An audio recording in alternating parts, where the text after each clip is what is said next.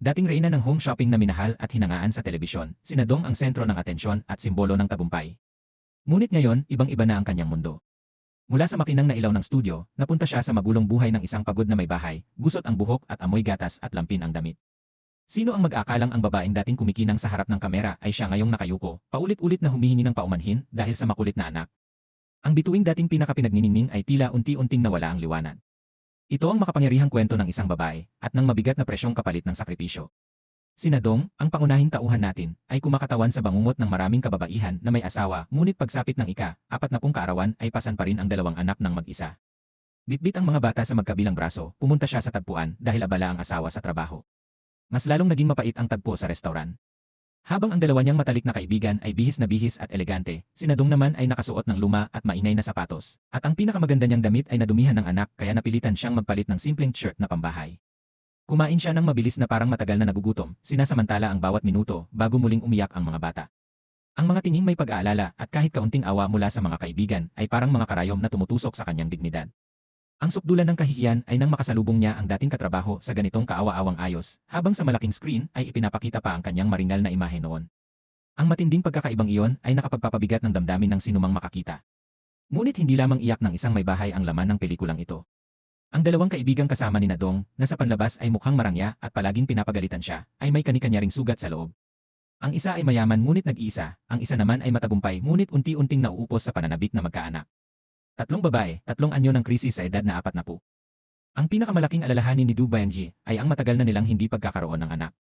Sa restaurant, ibinuhos niya kay Inji ang mga paghihirap at pressure sa kanilang pagsisikap magkaanak. Araw-araw siyang kinukulit ng sariling ina na magbuntis upang maging buo ang pamilya, habang ang biyenan naman ay parinig ng parinig na matanda na siya at mahihirapan ng mga anak. Ang mas masakit, ang kanyang asawang si Sangmin ay tila walang pakialam, na para bang hindi niya responsibilidad ang bagay na yon. Sa totoo lang, hindi naman labis na obsesyonado si Du Banhye sa pagkakaroon ng anak, ngunit batid niyang mabigat ang pressure ng edad. Lampas na siya sa 40 at natatakot siyang magsisi balang araw kapag hindi pa siya nagkaanak ngayon. Pagdating sa bahay, nadatnan niyang ng mga halamang gamot ang refrigerator na inihanda ng kanyang ina, umaasang makatutulong ang mga ito upang mas madali siyang magbuntis.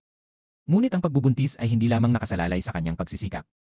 Nang gabing iyon, nagsuot siya ng sexy at mabangong pantulog upang akitin ang asawa, ngunit hating gabi na ay hindi pa rin umuwi si Sangmin, halos mag-umaga na ng palihim itong bumalik na mukhang pagod. Sinasadya niyang magpahuli upang iwasan ang pagiging malapit sa asawa. Sa edad niyang nasa gitnang gulang, tila nawalan na siya ng sigla sa kanilang pagsasama. Sa galit, hinalungkat ni Du Bayanji ang bag ng asawa at natuklasan ang isang lihim, isang sexing figura ng babaeng karakter na nakatago sa loob. Mas nahuhumaling pa siya sa mga laruang iyon kaysa sa tunay na asawa.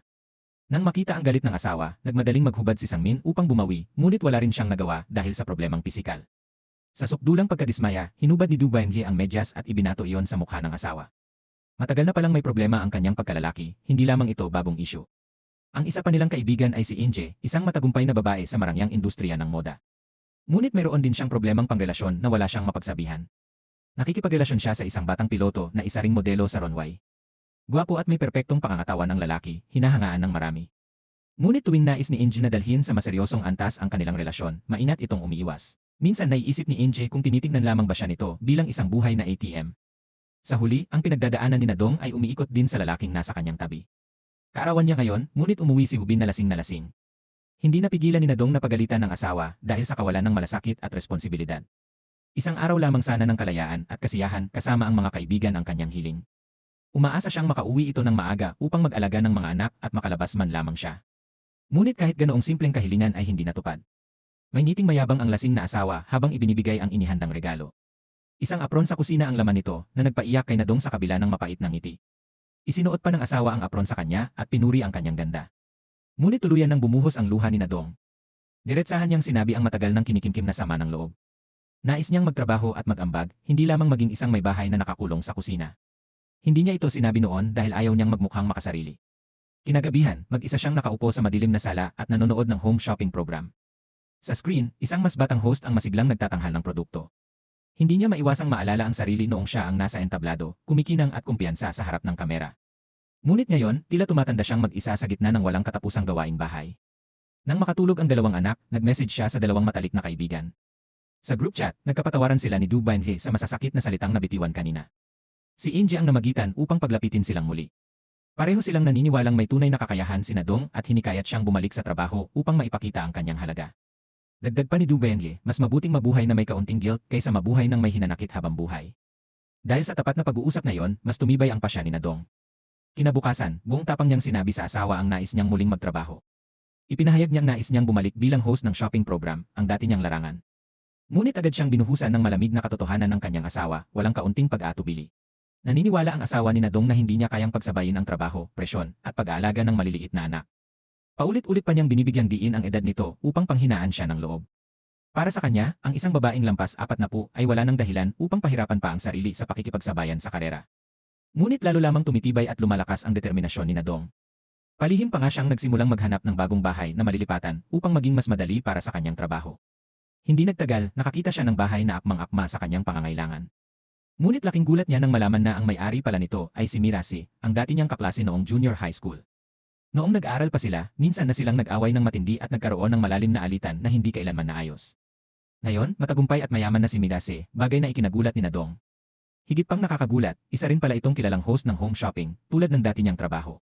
Nang malaman ni Mirasi na naghahanap ng trabaho si Nadong, agad niya itong inalok na sumali sa kanyang team. Ngunit upang mapanatili ang pride sa harap ng dating karibal, nagsinungaling si Nadong at sinabing maayos ang lahat at may nahanap na siyang ibang magandang trabaho. Upang maging maayos ang kanyang pagbabalik sa trabaho, nagpa siya si Nadong na upahan ang bahay ni Mirasi. Matapos maayos ang tirahan, abala naman siyang nagsumite ng mga aplikasyon sa iba't ibang kumpanya. Ngunit napakahirap ng realidad, halos lahat ng kumpanyang inaplayan niya ay tumanggi. Kahit pa sinabi niyang handa siyang magtrabaho ng walang bayad, wala pa ring tumanggap sa kanya. Sa gitna ng matinding pagkadismaya, inilagay niya ang huling pag-asa sa dati niyang kumpanya, ang Sweet Home. Kamakailan, naghahanap ang channel ng host para sa isang espesyal na programa para sa mga nais bumalik sa trabaho matapos ang mahabang pahinga. Gusto sana ni Nadong na mag-apply, ngunit mariing tinutulan ito ng kanyang asawa. Wala itong tiwala sa kakayahan niya matapos ang ilang taong pagkawala sa industriya. Para sa asawa, tapos na ang kanyang kasikatan at tiyak na mabibigo lamang siya. Habang nalulungkot si Nadong dahil sa pagtutol ng asawa, ang matalik niyang kaibigang si Inji ay may sariling problema sa pag-ibig. Mahigit 1 linggo na siyang hindi kinakausap ng kanyang boyfriend na piloto, walang sagot sa mga mensahe at tawag. Nang gabing iyon, tumawag din sa wakas ang lalaki, ngunit ni hindi man lang nagtanong kung kumusta siya. Sa halip, humiram lamang ito ng laptop para sa personal na gawain at nakiusap pang dalhin ni Inji ang jacket na naiwan sa bahay nito. Nawalan ng masabi si Inji sa sobrang kawalan ng malasakit at tila pananamantala ng mas batang nobyo. Agad siyang nag-empake ng maleta, pumunta sa studio ng lalaki at nakipaghiwalay. Ngunit hindi nagtagal, nakunan ng larawan ang kanilang pagtatalo at mabilis itong kumalat online, naging paksa ng tsismis ng marami. Inalo siya ng mga kasamahan at sinabing ang hiwalayan ay bagong simula at pagbabalik sa mundong puno ng posibilidad. Ngunit hindi ganoon ka-optimistiko si Inje. May mga natitira pa rin siyang damdamin. Kinagabihan, pumunta siya sa bahay ni Nadong upang maglabas ng sama ng loob. Habang umiinom, walang tigil niyang pinagsasalitaan ng masama ang dating nobyo sa harap ng dalawang kaibigan. Inamin niyang matagal na niyang alam na pera lamang niya ang mahal nito. Sa loob ng 3 taon nilang relasyon, ni minsan ay hindi ito gumastos para sa kanya. Tuwing kakain sila sa labas at malapit na ang bayaran, bigla itong nawawala at pumapasok sa banyo. Hindi maiwasang manghinayang ni Inje sa 3 taon ng kanyang kabataan na nasayang sa maling tao. Ngunit matapos maglabas ng galit, napunta rin ang usapan sa isang kalakasan ng lalaki, ang husay nito sa kama. Inamin ni Inje na ito ang pinakamalakas sa lahat ng lalaking nakadate niya. Hindi raw siya naghahanap ng malalim na pag-ibig, ang inaalala niya ay baka wala na siyang matagpuang mas mahusay pa rito. Nang malasing na si Inje, napunta ang usapan ni Nadong at Dubenye sa paghahanap ng trabaho. Inamin ni Nadong na gusto niyang bumalik sa dati niyang kumpanya, ngunit natatakot siyang hindi siya tanggapin. Lasing na payo ni Inje, kung magdadalawang isip ka lagi, wala kang mararating. Hinikayat niya si Nadong na lakasan ang loob at magsumite ng aplikasyon.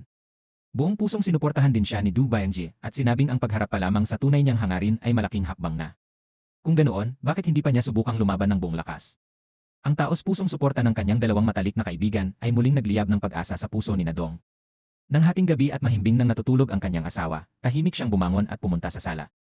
Mag-isa siyang tumayo sa harap ng salamin at buong tiyagang inensayo ang mga sasabihin niya sa panayam kinabukasan. Habang abala si Nadong sa paghahanda para sa trabaho, si Inge naman ay nagsimulang magsisi sa kanilang paghihiwalay. Isang araw, pumunta siya sa studio kung saan nagtatrabaho ang kanyang nobyo na may balak makipagbati.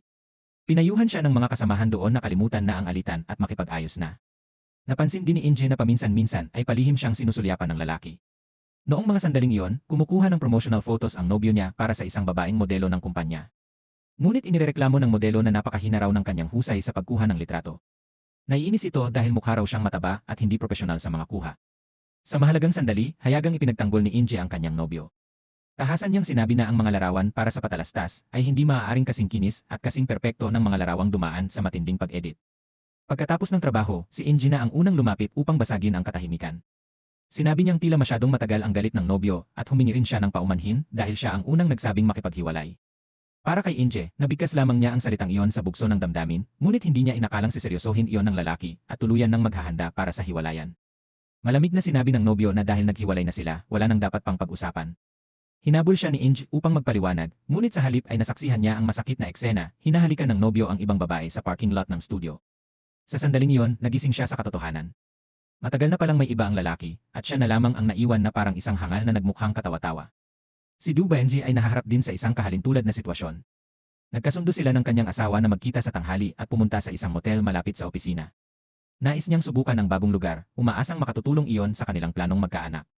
Sa mensahe, pumayag agad ang asawa at sinabing kinansela pa nito ang lahat ng pulong. Ngunit pagsapit ng tanghali, natuklasan ni Du Benji ang isang nakakatawa ngunit nakakahiyaring problema, ang restoran kung saan kumakain ang kanyang mga katrabaho ay katabi lamang ng motel. Palihim siyang kumilos na parang may ginagawang masama upang hindi mahalata. Nagsuot pa siya ng kapote at dumaan sa gilid ng pader upang makalusot ng hindi napapansin. Matapos makaiwas sa mapanuring mga mata, nakarating din siya sa motel at tinawagan ang asawa upang alamin ang numero ng kwarto. Ngunit muli itong nagdahilan upang umiwas sa responsibilidad bilang asawa.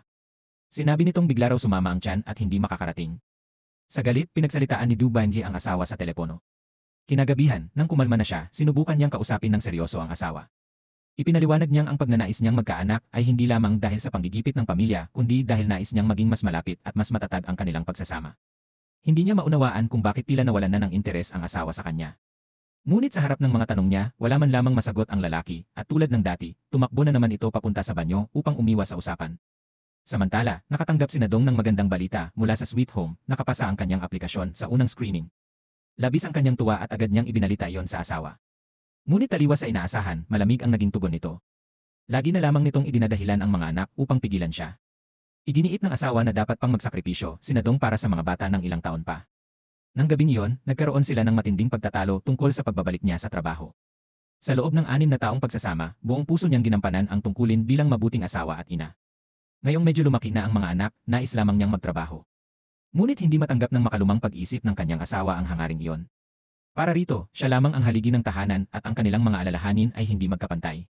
Mapait na napangiti si Nadong na pagtantong sa mata ng asawa ay isa lamang siyang magulong may bahay. Kinabukasan, habang inihatid niya ang mga anak sa paaralan, nalaman niyang magkakaroon ng mahalagang classroom observation para sa mga magulang at sakto itong tumapat sa araw ng kanyang panayam sa trabaho. Nabagabag siya ng husto. Dapat ba niyang unahin ang anak o ang sariling pangarap? Hindi siya makapili sa pagitan ng pagiging mabuting ina at pagtupad sa sariling halaga. Gayunpaman, ipinagpatuloy niya ang paghahanda para sa panayam. Lahat ng gamit sa bahay, mula sa sipilyo hanggang sa pangkulot ng buhok, ay ginawa niyang props sa ensayo. Ginamit pa niya ang mga produktong pangangalaga sa balat bilang halimbawa sa kanyang pagsasanay sa pagbebenta. Nang gabing iyon, nagkaroon ng bagong mensahe sa group chat ng mga magulang tungkol sa mahalagang obserbasyon kinabukasan. Nagsimula siyang mag-type ng mensahe na hindi siya makakadalo dahil may panayam siya, ngunit binura rin iyon dahil natakot siyang husgahan. Kinabukasan, buong tapang niyang iniwan ang mga anak sa paaralan upang pumunta sa panayam. Ngunit habang nasa daan, tumawag ang guro at nagsabing nilalagnat ng mataas ang kanyang anak at kailangang may pumunta agad. Wala siyang ibang pagpipilian kundi isuko ang panayam at agad na tumungo sa ospital upang alagaan ang may sakit na anak. Kinagabihan, nang mahimbing nang natutulog ang dalawang bata matapos ang lagnat, muling pinigil ni Nadong ang tahimik na pag-iyak. Galit siya sa sarili dahil palagi siyang inilalagay ng buhay sa malulupit na pagpipilian. Kinabukasan, habang namimili sa supermarket kasama ang kaibigan, napakarami niyang biniling beer upang maibsan ang lungkot. Sa mga sandaling iyon, tila wala na siyang ibang maisip na paraan kundi ang magpakalunod sa alak. Habang nagkukwentuhan sila, kapwa nila pinintasan ang kani-kanilang asawang walang malasakit. Biglang nakatanggap si Nadong ng mensahe mula sa Sweet Home. Ipinaalam na nausog ang schedule ng panayam at may pagkakataon pa siya. Isang oras na lamang bago ito magsimula. Upang hindi masayang ang huling pagkakataong iyon, agad siyang kumilos. Hinubad niya ang shirt na may mansa ng sarsa, humiram ng damit sa kaibigan, at mabilis na nag-ayos ng makeup habang papunta sa kumpanya. Pagdating sa lugar ng panayam, nakita niya ang isang pamilyar na mukha, si Mirase, na naghihintay din para ma-interview. At mas lalo pang dumagdag sa presyon ang presensya ng dati niyang mahigpit na boss. Maraming taon na ang nakalipas, isang araw ay nakatanggap si Nadong ng tawag mula sa yaya na may sakit ang kanyang anak. Walang pag-aatubili, iniwan niya ang opisina upang umuwi kahit panahuli siya sa isang mahalagang pulong sa malaking kliyente. Bago magsimula ang meeting, muli siyang tinawagan ng yaya, kaya lalo siyang naipit. Pinapili siya ng kanyang superior noon, trabaho o pamilya. Kapag sinagot niya ang tawag, kailangan niyang umalis sa kumpanya. Matapos ang sandaling pag-aalinlangan, pinili niyang sagutin ang tawag dahil sa pag-aalala sa anak at dahil doon ay nawalan siya ng trabaho. Ngayon, sa muling pagharap sa dati niyang boss, magulo ang kanyang damdamin. Sa panayam, sabay silang pumasok ni Minasu upang magtagisan. Si Minasu ay isa ring ina ngunit may kalamangan dahil may profesional na yaya siyang nag-aalaga ng anak. Pinagawa sa kanila ng mga superior ang isang on-the-spot na demonstrasyon ng pagbebenta sa telebisyon. Dahil sa malawak na karanasan sa live stream selling, maayos at makinis ang presentasyon ni Minase. Ngunit hindi pangkaraniwan ang naging paraan ni Nadong. Sa halip na karaniwang pagbebenta, inatake niya ang damdamin ng mga manonood. Sa pamamagitan ng emosyonal na pagkukwento at tunay na karanasan bilang may bahay, sinikap niyang maantig ang puso ng mga tao. Sa huli, lampas sa inaasahan, kapwa sila natanggap sa susunod na yugto. Sa sobrang tuwa, agad tinawagan ni Nadong ang asawa upang ibalita ang resulta. Ngunit sa mismong sandaling iyon, lihim na nakikipagkita si Hubin sa ibang babae. Habang masayang binabati siya ng mga kaibigan, ipinaliwanag ni Nadong na pangalawang round pa lamang iyon. Mayroon pang huling yugto kung saan kailangan niyang mag-live on air upang magpakilala ng produkto sa harap ng mga manonood. Kailangan niyang magbihis ng elegante at profesional at siya mismo ang pipili ng produktong ibebenta. Tiyak na magiging matinding laban iyon laban sa iba pang kandidato. Nang gabing umuwi ang kanyang asawa, masigla niyang ikinuwento ang resulta ng panayam. Ngunit malamig ang naging reaksyon nito. Wala man lamang pagbati, puro paghamak at pagmamaliit sa kanyang pagsisikap ang narinig niya. Doon niya tuluyang napagtanto na makasarili at matigas ang kanyang asawa. Gayunpaman, matatag na ang kanyang pasya. Ano man ang pagtutol nito, hindi na siya susuko sa pagkakataong ito. Upang makapasa sa huling yugto, sumali si Nadong sa isang crash diet program. Araw-araw siyang masigasig na nagbibisikleta upang mabilis na maibalik ang kanyang dating hubog bago ang araw ng audition. Buong suporta naman ang kanyang mga matalik na kaibigan. Nagpasya silang tulungan siyang magbagong anyo ng buo. Kinabukasan, nagtungo silang tatlo sa isang tindahan ng damit upang mamili at mag-ayos ng buhok. Matapos ang masayang pamimili, sabay-sabay silang kumain ng masarap na pagkain na matagal na nilang hindi natitikman. Sa harap ng mga kaibigan at masarap na pagkain, maluwag na naikwento ni Nadong ang malamig nilang pagsasama ng asawa. Tahasan niyang sinabi na sa tuwing nakikita niya ang asawa kamakailan, naiirita siya at ayaw man lamang itong mahawakan. Ang espesyal na pagkain ng restoran ay fortune cookie na may nakatagong mensahe sa loob. Ang nabunot ni Nadong ay may nakasulat na, nagsisimula ang bagyo sa pagaspas ng pakpak ng isang paru-paro. Hindi niya agad naunawaan ang kahulugan nito, ngunit ang dalawang kaibigan ay iniugnay ang kani-kanilang mensahe sa kanilang buhay. Si Du Benji ay nakabunot ng basagin ang nakagawiang balangkas at hintayin ang bagong pagkakataon. Bagamat hindi lubos na naintindihan, iniugnay niya yon sa pagnanais magkaanak. Nang gabing iyon, ang kanyang asawang may problema ay kusang nag-alok na sumama sa kanya sa couple therapy. Dahil sa pakiramdam ng pagkakasala, nais nitong harapin at ayusin ang kanilang suliranin. Labis ang tuwa ni Du Benji sa mungkahing iyon. Sa wakas, nagkaroon ng lakas ng loob ang asawa na harapin ang sensitibong usapin. Hindi nagtagal, nagpunta sila sa isang psychologist para sa therapy. Ngunit kakaiba ang pamamaraan ng doktor. Sa halip na tanungin ang lalaki tungkol sa kanyang problema, itinuro nito ang pansin kay Du Benji at tahasang sinabi na kapag sila ay nagsasama, hindi niya dapat pagtawanan o maliitin ang kanyang asawa. Ipinaliwanag ng doktor na napakasensitibo ng mga lalaki sa mga salitang pumupuna sa kanilang kakayahan. Nataranta at nakaramdam ng kawalan ng katarungan si Du Benji. Ang usapin sa silid tulugan ay mahirap pag-usapan at hindi rin siya sigurado kung ang kanyang mga salita at kilos ba ay talagang nakapagpababa ng kumpiyansa ng asawa. Pagkatapos ay nagsagawa ang psychologist ng kakaibang eksperimento sa asawa ni Du Benji. Binalot niya ito ng kumot na parang isang kokon at inutusan ang lalaki na gamitin ang sariling lakas at determinasyon upang makawala na parabang isang uod na kailangang kumawala upang maging paru-paro. Sa buong proseso, nasa tabi si Du Benji at buong siglang hinikayat ang asawa. Nang hindi pa rin ito makatayo, tinulungan niya ang doktor at sabay nilang hinila ang magkabilang dulo ng kumot, ginamit ang lahat ng lakas upang maitaas siya mula sa sahig, umaasang maibabalik ang kanyang tiwala sa sarili bilang lalaki. Ngunit dahil sa isang pagkakamali, malakas na tumama ang noo ni Sangmin sa sahig. Ang sesyon ng therapy na puno ng pag-asa ay nauwi sa kahiyahiyang kabiguan. Habang pauwi, huminto si Sangmin sa isang botika upang bumili ng gamot sa sakit at benda. Nakaupo si Du Benji sa passenger seat nang mapansin niya ang isang kakaibang detalye. Sa upuan ng driver ay may isang mahabang hibla ng buhok na kulay matingkad, malayong malayo sa itim niyang buhok. Malinaw na hindi yon kanya. May kutob siyang may itinatago ang asawa at nagsimulang maghinala ng pagtataksil. Hating gabi, habang mahimbing ang tulog ng asawa, palihim niyang kinuha ang telepono nito at sinubukang buksan gamit ang iba't ibang password na may kinalaman sa kanilang mga kaarawan at anibersaryo, ngunit nabigo siya. Sa pagkakataong iyon, napansin niya ang isang kahong nakatago sa ilalim ng mesa sa pribadong silid trabaho ng asawa. Nang buksan niya yon, nabigla siya sa laman, isang napakaseksi at mapangahas na set ng lingerie. Hindi na napigilan ni Du Benji ang selos. Agad niyang dinala ang damit sa silid tulugan, ginising ang asawa at kinompronta ito. Antok pa si Sangmin at nag-alinlangan bago sinabing regalo raw iyon para sa kanyang ina. Ipinagtanggol pa niyang kahit ang matatanda ay may karapatang mag-ayos at alagaan ang sarili. Hindi lubos na naniwala si Du Benji, ngunit dahil wala siyang ebidensya, nanahimik na lamang siya. Kinabukasan, maingat niyang binanggit sa mga katrabahong babae ang usapin tungkol sa mapangahas na lingerie para sa matatanda. Ayon sa kanila, may mga modernong nakatatanda talagang mahilig sa ganoong estilo. Dahil dito, pansamantala niyang isinantabi ang hinala at sinisi ang sarili sa pagdududa. Samantala, hindi pa rin tuluyang nakakaalis si Inje sa anino ng kanyang masamang dating nobyo. Isang araw sa parking lot ng kondominium, nakita niyang may kotse na nakaharang sa kanyang nakatalagang pwesto. Tinawagan niya ang may-ari gamit ang numerong nakalagay at isang babaeng may malambing na boses ang sumagot, tila walang pakialam at pinaghintay pa siya. Maya-maya, dumating ang may-ari na may aroganteng anyo. Laking gulat ni Inje nang matuklasang ito pala ang bagong kasintahan ng kanyang ex, isang maganda at makapangyarihang kinatawan ng Kalabang Magazine. Bagamat tila inosente ang kilos, matatalim ang mga salita nito at walang balak umatras. Binantaan pa siyang maaaring ipasara ang magazine na hawak niya dahil bumabagsak ang benta. Galit na galit si Inje ngunit napilitang magparaya. Nang paalis na ang kotse ng dalawa, napansin niya ang pares ng manikang nakasabit sa loob, regalong ibinigay sa kanya ng ex noong Pasko habang sila pa. Noon ay binigyan niya ito ng mamahaling damit, samantalang ang ibinalik nito ay murang manika lamang. Lalong sumidhi ang kanyang hinanakit. Pinaharurot niya ang kotse at hinarangan ang sasakyan ng babae. Bumaba ang ex at nagalit, ngunit walang takot na hinalikan ni Inje ang lalaki sa harap ng bagong nobya. Pagkatapos ay diretsahan niyang sinabi na siya ang nagtaguyod dito sa loob ng 3 taon, pinakain, binilhan ng kung ano-ano, ngunit iniwan pa rin. Binalaan niya ang babae na mag-ingat sa lalaking oportunista. Pagkatapos ay hinablot at itinapon ang mga manika. Sa halip na magselos, tila humanga pa ang babae sa kanyang tapang. Gayunpaman, hindi pa rin mapanatag si Inje. Tinanong niya ang ex kung matagal na ba silang may relasyon ng babae. Sagot ng lalaki, si Inje daw ang unang lumabag sa kanilang kasunduan na magmahal ngunit hindi magpakasal. Ilang ulit daw nitong binanggit ang kasal kaya siya na-pressure. Ang malamig na mga salitang iyon ang tuluyang nagwasak sa paniniwala ni Inje sa pag-ibig. Nalugmok siya sa alak at sa kalasingan ay naipit pa ang kanyang leg. Nang magpatingin siya sa ospital, natuklasan niyang ang therapist ay si Sanggu, isang dating kakilala noong kolehiyo. Samantala, abalang-abala si Nadong sa paghahanda para sa huling yugto ng panayam na magtatakda ng kanyang kinabukasan. Ngunit napakaliit ng kanyang oras, tanging sa kalaliman ng gabi lamang kapag tulog na ang lahat. Bago sumapit ang hating gabi, kailangan muna niyang patulugin ang dalawa niyang makukulit na anak.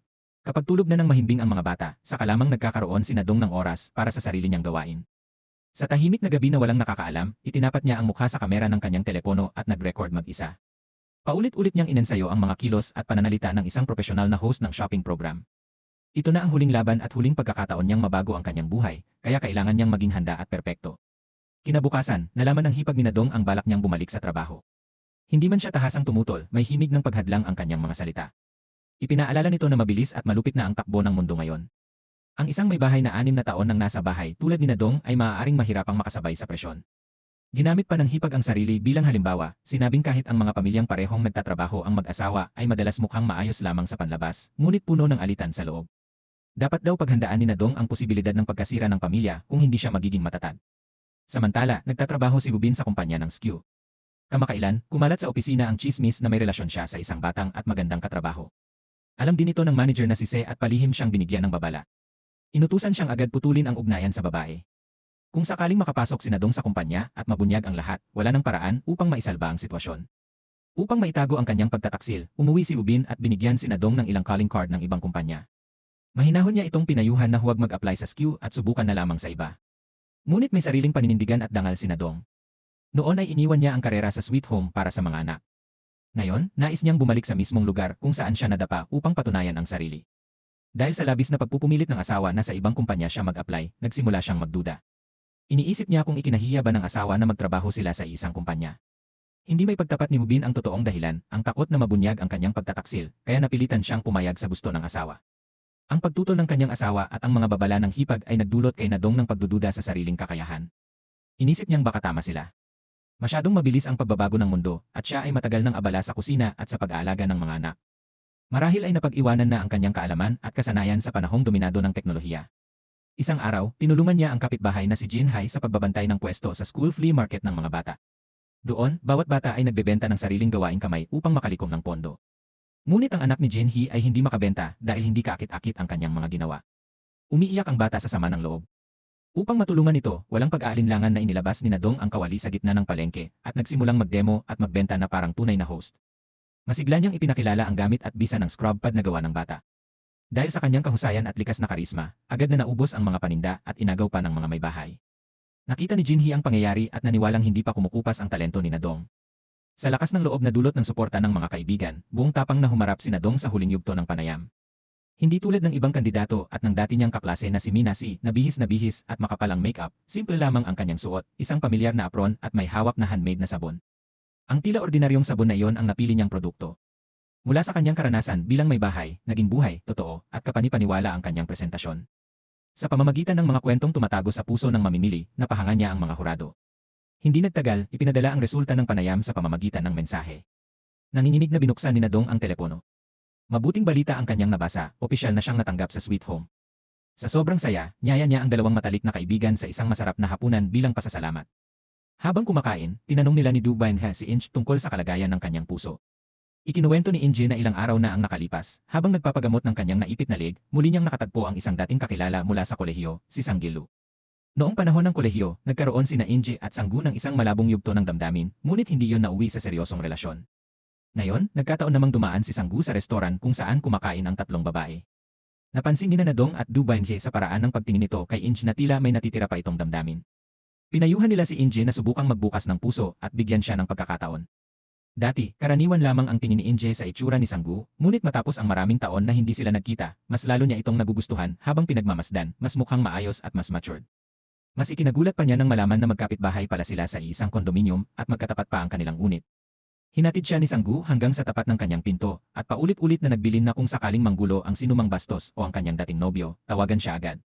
Habang bubuksan na ni Inge ang pinto, biglang lumabas mula sa loob ng kanyang bahay ang kanyang oportunistang ex-boyfriend. Nabigla siya at napasandal kay Sanggu. Walang kahihiyang sinabi ng ex na bumalik lamang siya upang kunin ang tablet na naiwan. Nang makita si Sanggu, nagselos ito at tinanong kung sino ang lalaki. Naiinis na sinagot ni Inge na huwag na itong makialam sa personal niyang buhay. Sa bugso ng damdamin, hinawakan niya ang kamay ni Sanggu at hinila ito papasok sa loob bago malakas na isinara ang pinto. Dahil natatakot na marinig sila ng ex sa labas, halos dumikit si Inge kay Sanggu habang nagsasalita siya ng malakas na naghiwalay sila dahil masyado itong nakakainis. Dahil sa sobrang lapit nila, malakas ang tibok ng puso ni Sanggu. Nang masiguro nilang umalis na ang ex, nanatili pa si Sanggu upang tiyaking napalitan ni Inge ang password ng kanyang pinto. Muli niya itong pinayuhan na tawagan siya kung may mangyari. Matapos makapasa sa panayam, opisyal nang nagsimula si Nadong sa Sweet Home sa kanyang unang araw ng trabaho. Nalaman niyang natanggap din si Mirasi sa parehong batch. Pagbalik sa opisina matapos ang 6 na taon, sinikap ni Nadong na maging mapagkumbaba at makibagay sa mga katrabaho. Ngunit hindi naging maingat ang dalawang nakababatang empleyado. Ipinagmamalaki nilang si Nadong ay veteranong may karanasan sa telebisyon, samantalang ang iba tulad ni Minasu ay puro livestream lamang ang karanasan at hindi pa nakapag-host ng profesional. Kahit paulit-ulit na nagpakumbaba si Nadong, nasaktan si Minasu at ang ibang katrabaho sa mga salitang iyon. Diretsahan niyang sinabi na kung aasa si Nadong sa dati niyang karanasan para sa espesyal na trato, hindi niya ito palalampasin. Bawat bagong empleyado ay may nakatalagang mentor, at sa hindi inaasahan, si Ina, ang dating nakabangga ni Nadong, ang naitalagang gumabay sa kanya. Agad na nakiusap si Ina kay Manager Seo na palitan ang desisyon dahil masama ang kanilang nakaraan. Ngunit nang hindi pumayag ang manager, nagbalak si Ina na pahirapan si Nadong sa pamamagitan ng kanyang pagiging mentor. Hindi sinasadyang narinig ni Nadong ang plano ni Ina, ngunit upang mapanatili ang kapayapaan sa opisina, pinili niyang magpakumbaba. Nilapitan niya si Ina at humingi ng paumanhin, sinabing 6 na taon siyang tumigil at pakiramdam niya ay nagsisimula muli siya bilang baguhan. Hiniling niyang ituring siya bilang junior na nangangailangan ng gabay. Biglang nagkaroon ng aberya sa studio nang hindi makadalo ang modelong nakatakdang magpakilala ng produkto dahil sa aksidente. Kusang nag-alok si Nadong na pumalit. Ngunit nagsinungaling si Ina at sinabing hair care product ang ipapakita upang mas epektibo ang presentasyon. Dahil dito, binasa ni Nadong ang kanyang buhok upang magmukhang akma sa produkto. Ngunit pagdating sa studio, sa kanya nalaman na makeup pala ang ipapakilala. Nang magtanong siya, nagkunwaring walang alam si Ina at ibinuntun pa ang sisi sa kanya dahil hindi raw niya inalam ang script. Bago matapos ang araw, pinagsabihan pa siya ni Ina dahil nasira raw ang imahe ng programa. Tahimik na tinanggap ni Nadong ang lahat ng hindi sumasagot. Kinagabihan, may welcome dinner para sa mga bagong empleyado. Ngunit kapwa-abala ang kanyang mga magulang at biyenan, kaya walang mag-aalaga sa mga anak. Nang humingi siya ng tulong sa asawa, nagdahilan itong may pupuntahan at agad umalis. Wala nang ibang paraan kundi ang makiusap kay Jinhee na bantayan muna ang kanyang 2 anak. Sa hapunan, ipinakilala siya ni Manager Seo sa mga senior manager bilang dati niyang mahusay na tauhan na umalis dahil sa pamilya, bagay na ikinadismaya niya noon. Yumuko si Nadong at nangakong sa pagbabalik niya ay gagawin niya ang lahat upang hindi mabigo ang manager. Pagkatapos ng hapunan, niyaya pa siya ng mga katrabaho sa karaoke. Upang makibagay, pinilit niyang sumayaw at kumanta kasama nila. Pabulong na pinaalalahanan siya ni Manager Seo na bilang isang inang bagong balik sa trabaho, kailangan niyang magsikap ng doble upang patunayan ang sarili. Paulit-ulit na tumango si Nadong, ngunit makikita sa kanyang mukha ang pag-aalala at pag-aalinlangan, tila may gustong sabihin ngunit pinipigilan dahil sa pag-aalala sa mga anak. Nang makita iyon ni Ina, agad siyang nagtaas ng kilay at nanlait. Sinabi niyang kung kahit sa mahalagang salusalo ay hindi kayang manatili ni Nadong hanggang dulo, bakit pa ito bumalik sa kumpanya. Hindi nakipagtalo si Nadong, nagpaalam siya ng maaga at nagmadaling pumunta sa bahay ng kapitbahay upang sunduin ang mga anak. Pagdating doon, nadatnan niyang mainit na nagtatalo si Jinhee at ang kanyang anak na babae. Dahil inalagaan ni Jinhee ang dalawang anak ni Nadong, napilitan itong paalisin muna ang sariling anak na naghahanda para sa entrance exam sa universidad at pinapunta sa review center upang magkaroon ng katahimikan sa bahay. Labis ang guilt at pag-aalala ni Nadong. Mabuti na lamang at mabait at maunawain si Jinhee. Sa halip na magalit, binigyan pa siya nito ng mainit na hapunan. Habang kumakain, hindi napigilan ni Nadong ang pagluha. Napagtanto niyang ang pagbabalik sa opisina bilang ina ng dalawang anak ay hindi pala kasing dali at kasing kinang ng kanyang inaakala. Maingat siyang inalo ni Jinhee at sinabing magtiwala lamang at magpatuloy. Kapag lumaki at naging independent ang mga bata, tiyak na hindi niya pagsisisihan ang matapang na desisyong ginawa ngayon. Para kay Jinhee, ang pagtulong kay Nadong ay hindi lamang dahil sa pagiging magkapitbahay. Sa isang banda, si Nadong ang tumutupad sa pangarap na karera na hindi niya naabot. Samantala, ang dalawang matalik na kaibigan ni Nadong ay may sarili ring pinagdadaanan. Napansin ni Inji na 3 buwan na siyang hindi dinadatnan. Ngunit nang mag-pregnancy test siya, isang guhit lamang ang lumabas. Sinamahan siya ni Du Bainhe sa ospital, at doon sinabi ng doktor na siya ay isang tipikal na kaso ng maagang menopause. Nangangahulugan itong malaki ang pagbagsak ng function ng kanyang ovaryo, at halos wala na siyang tsansang magkaanak ng natural. Bagamat wasak ang loob ni Inje, nagkunwari siyang matatag sa harap ni Du Bainhe. Habang nasa opisina, napapaisip siya tungkol sa kinabukasang mag-isa, walang asawa, walang anak, at walang kasama. Pakiramdam niya, kung magpapatuloy ito, tatanda siyang mag-isa at malulunod sa kalungkutan. Nais din naman niyang magpakasal at magkaanak tulad ng ibang babae, ngunit ang katotohanan siya ay single at may problema na sa ovaryo ay tila pumipigil sa kanya na mangarap pa. Kabaliktaran naman ang sitwasyon ni Du Bainhe. Siya ay napapaligiran ng presyon na magkaanak. Isang araw, niyaya siya ng kanyang biyenan at binigyan ng maingat na nakabalot na regalo. Nang buksan niya yon, namula siya, isang makapal at lumang istilong underwear para panatilihing mainit ang sinapupunan. Ipinaliwanag ng biyenan na upang madaling magbuntis, kailangang panatilihing mainit ang ibabang bahagi ng tiyan. Naiilang na tinanggap iyon ni Du Bainhe, batid na isa itong parinig tungkol sa panganganak. Napansin din niyang ang lahat ng online orders ng asawa ay ipinapadala sa bahay ng biyenan, hindi sa sarili nilang tirahan. Binigyan pa siya ng biyenan ng mga anting-anting at nagreklamong tila malas ang kanyang kapalaran dahil hindi pa siya nabibigyan ng apo. Mag-isa, nagbulong si Du Bainhe ng sama ng loob, bakit hindi naisip ng biyenan na baka ang problema ay nasa sariling anak nitong lalaki.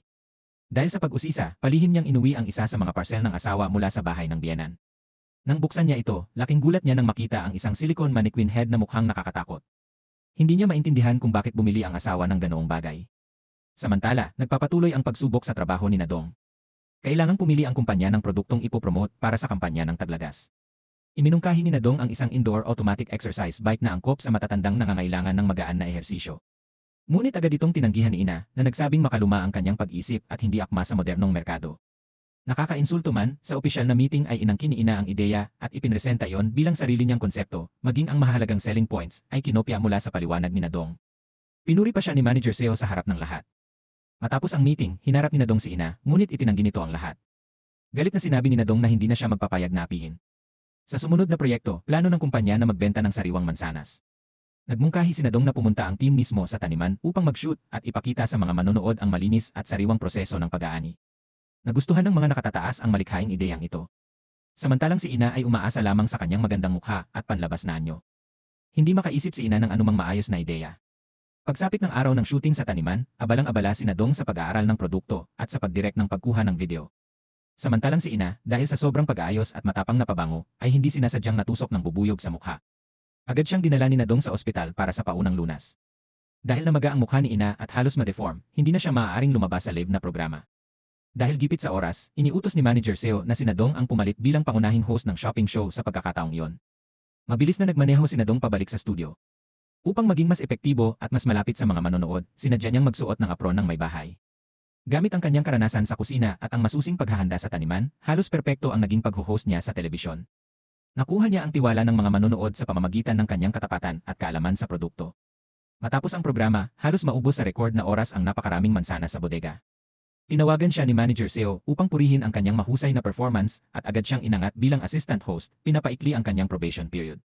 Nanginginig ang kamay ni Nadong habang hawak ang telepono, halos maiyak sa tuwa. Sa wakas, nabigyan ng hustisya ang kanyang tahimik na pagsisikap. Ngunit sa likod nito, lihim na naghahanap si Ina ng paraan upang hadlangan ang pag-angat ni Nadong.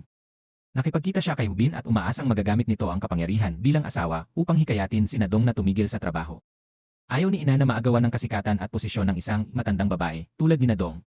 Naniniwala rin siyang hindi gugustuhin ni Ubin na mabunyag ang kanyang affair kung magtatrabaho sila sa isang kumpanya. Ngunit sa pagkakataong ito, ipinagtanggol ni Ubin ang kanyang asawa at binalaan si Ina na huwag makialam sa buhay nito. Kinabukasan, nang tingnan ni Nadong ang bagong schedule ng programa, napansin niyang wala ang kanyang pangalan sa listahan ng mga host.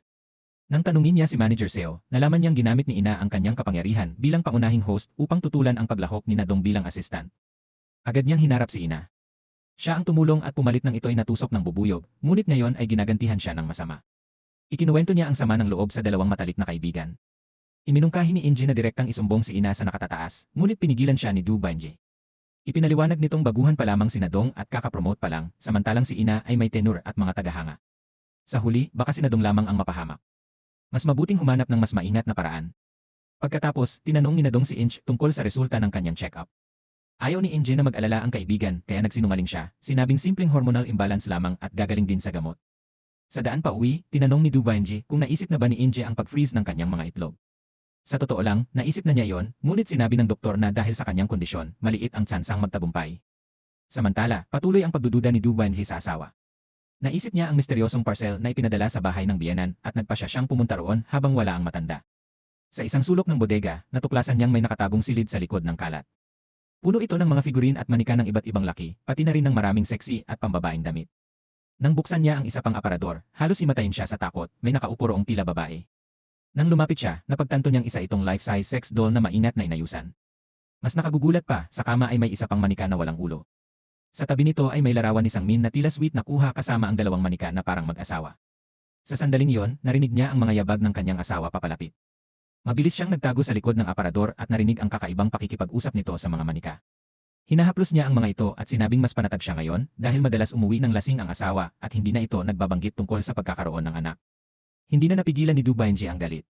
Lumabas siya mula sa pinagtataguan at hinarap ang asawa upang kumprontahin ito. Sa gitna ng mainit na pagtatalo, doon lamang nalaman ni Du Banji na matagal nang nasa buhay ni Sangmin ang mga kakaibang manikang iyon bago pa sila ikasal. Tinawag niya ang asawa na isang may sakit at baluktot ang pag-isip at nagbanta pang susunugin ang lahat ng manika. Sa kanilang paghihilahan, hindi sinasadyang nabali niya ang braso ng paboritong manika ng asawa. Agad itong niyakap ni Sangmin at umiyak ng todo na parabang totoong tao ang nasaktan. Sa sandaling iyon, tuluyang nanlamig ang puso ni Du Banji sa nakitang kahinaan at kabaluktutan ng kanyang asawa. Samantala, sa trabaho, nakaisip si Nadong ng matalinong paraan upang makabawi kay Ina. Si Inji ay isang makapangyarihang deputy editor-in-chief ng isang sikat na fashion magazine at si Ina ay matagal ng tagahanga ng kanyang estilo. Kaya tinawagan ni Nadong si Inji at nakiusap na imbitahan si Ina para sa isang panayam sa magazine. Nag-aatubili mang pumayag, tumulong si Inji para sa kaibigan. Ipinaalam ni Nadong kay Ina ang pagkakataon at iminungkahing isang tabi muna nila ang alitan para sa kapakinabangan ng dalawa. Alam niyang nais ni Ina na sumikat at umaasa siyang kapalit nito ay irerekomenda siya bilang assistant host sa malalaking show. Hindi pinalampas ni Ina ang pagkakataon at agad na nagkunwaring maayos ang kanilang relasyon. Sa panayam, pinigil ni Inji ang kanyang personal na inis kay Ina. Ipinakilala pa ni Ina ang isang lalaking nais ipareha kay Inji, isang lalaking nasa gitnang edad na may malaking tiyan, malayong malayo sa panlasa ni Inji. Mas nakakainsulto pa nang sa kalagitnaan ng panayam ay biglang binanggit ni Ina ang menopause at tinanong si Inj kung umiinom ba ito ng pomegranate juice na diumanoy para sa mga babaeng nasa perimenopause. Nasaling ang masakit na bahagi ng puso ni Inje, ngunit mahinahon niyang ibinalik ang tanong at tinanong si Ina tungkol sa kanyang sekretong mabilis na pagpapapayat. Nagsinungaling si Ina na natural siyang hindi tumataba, kahit na ang totoo ay sumailalim siya sa masakit na liposuction. Sa kabutihang palad, natapos ang panayam ng walang malaking eskandalo. Pagkatapos ng recording, muling nagpakita ng kawalang hiyaan si Ina. Pinilit pa niyang irekomenda muli ang lalaking iyon kay Inji at sinabing 41 na ito, kaya huwag nang masyadong choosy. Hindi niya napansin ang galit sa mukha ni Inji at hiniling pa nitong alisin ang bahagi tungkol sa kanyang pagpapapayat sa artikulo. Malamig na tumanggi si Inji. Nakita ni Nadong ang tensyon at hinila si Inji upang kausapin ng pribado, pinayuhang pagbigyan muna si Ina para sa kapayapaan. Ngunit mas lalo lamang nagalit si Inji at tahasang sinabi na kung hindi lang dahil kay Nadong, hindi niya ilalathala si Ina sa kanyang magasin. Hindi nila alam na narinig pala ni Ina ang lahat. Galit itong umalis at inakusahan si Nadong na tiyak na sinisiraan siya sa likod. Sinubukan ni Nadong na habulin at magpaliwanag, ngunit bumalik ang mga dating sugat ng kanilang alitan.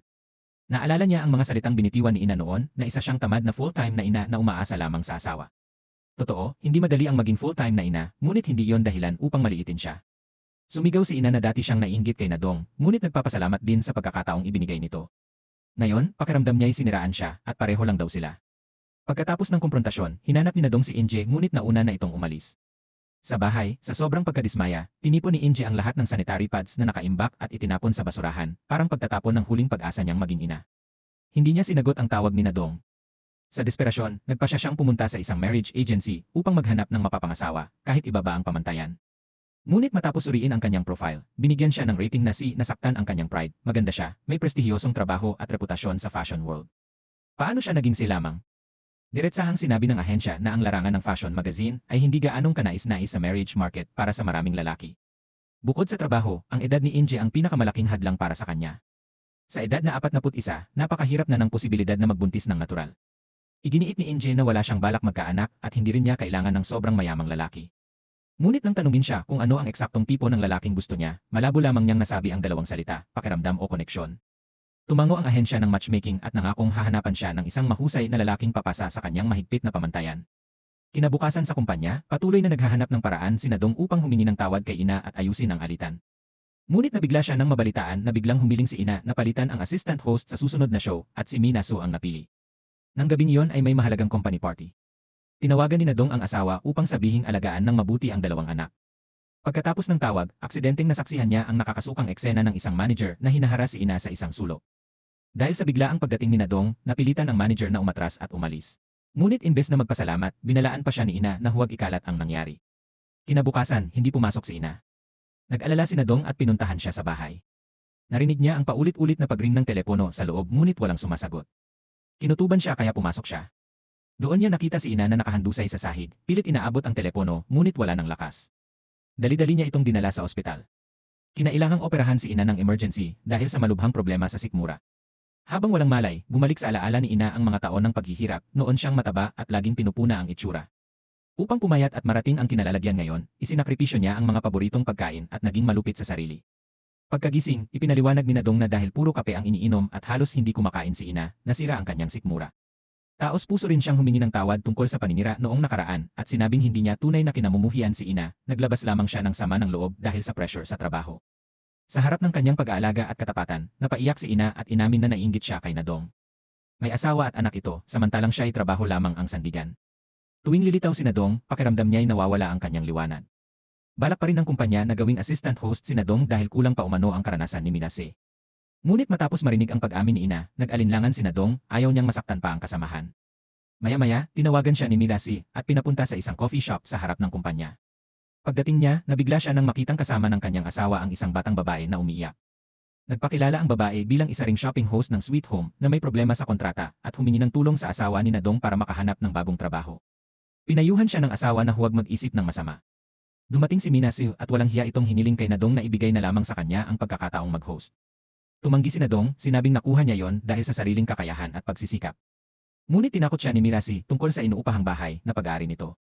Hindi nagpadaig si Nadong at nangakong lalaban siya ng patas. Sa bahay, masigasig siyang nag-aral ng mga produktong ibebenta.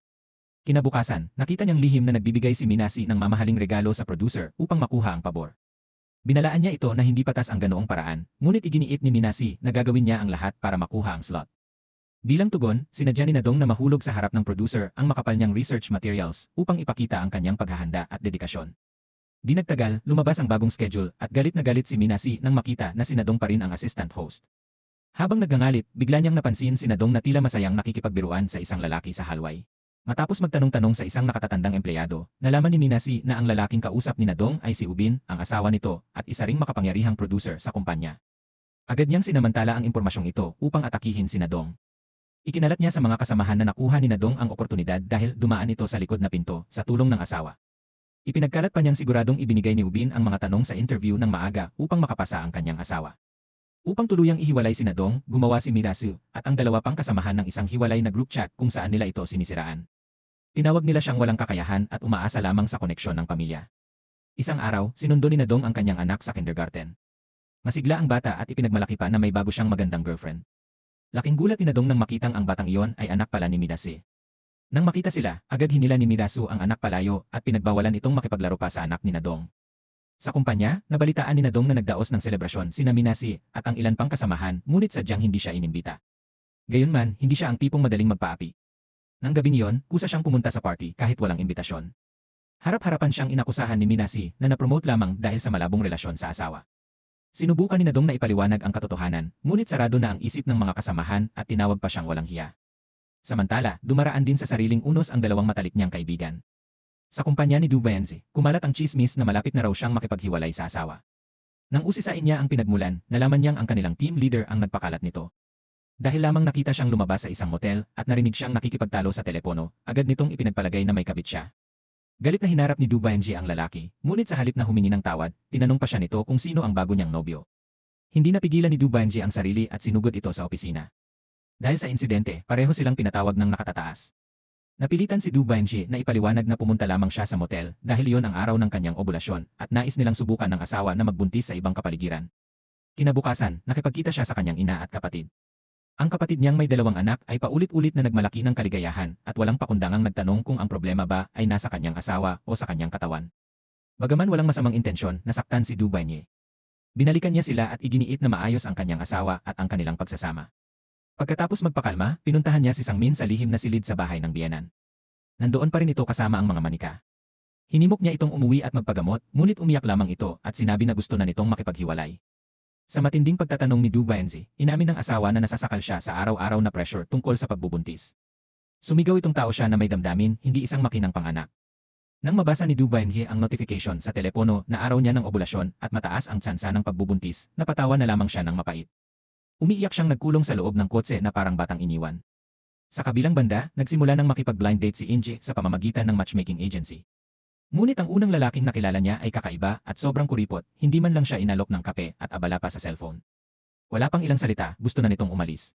Laking inis ni Inje nang makita niyang agad itong lumipat sa ibang mesa upang makipagkita sa ibang babae.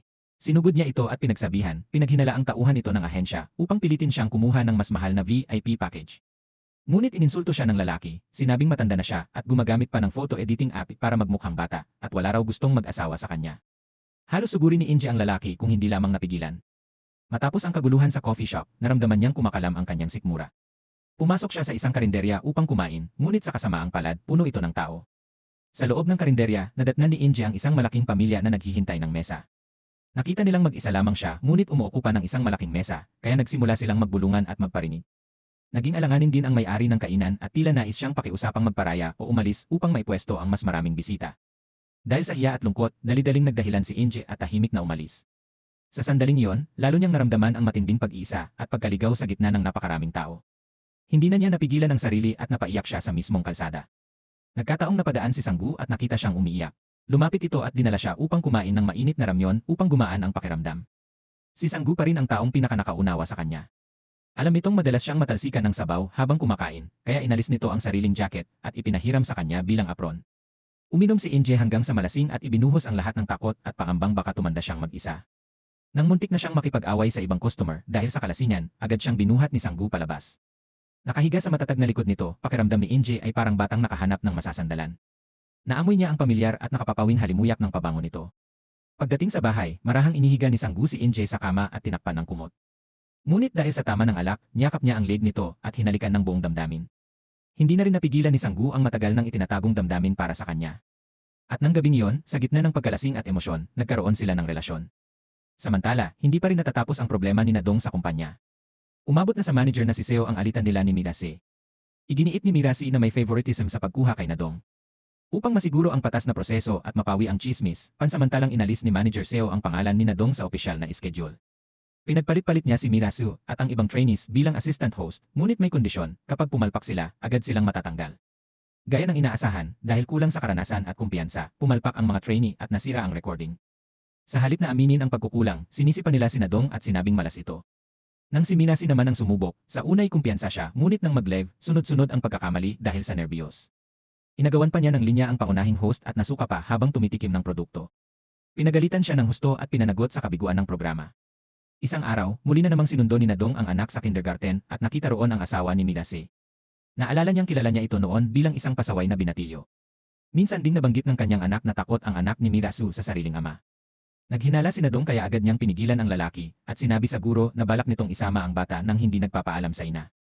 Upang matiyak ang kaligtasan ng bata, dinala niya ang lalaki sa pinakamalapit na istasyon ng pulisya.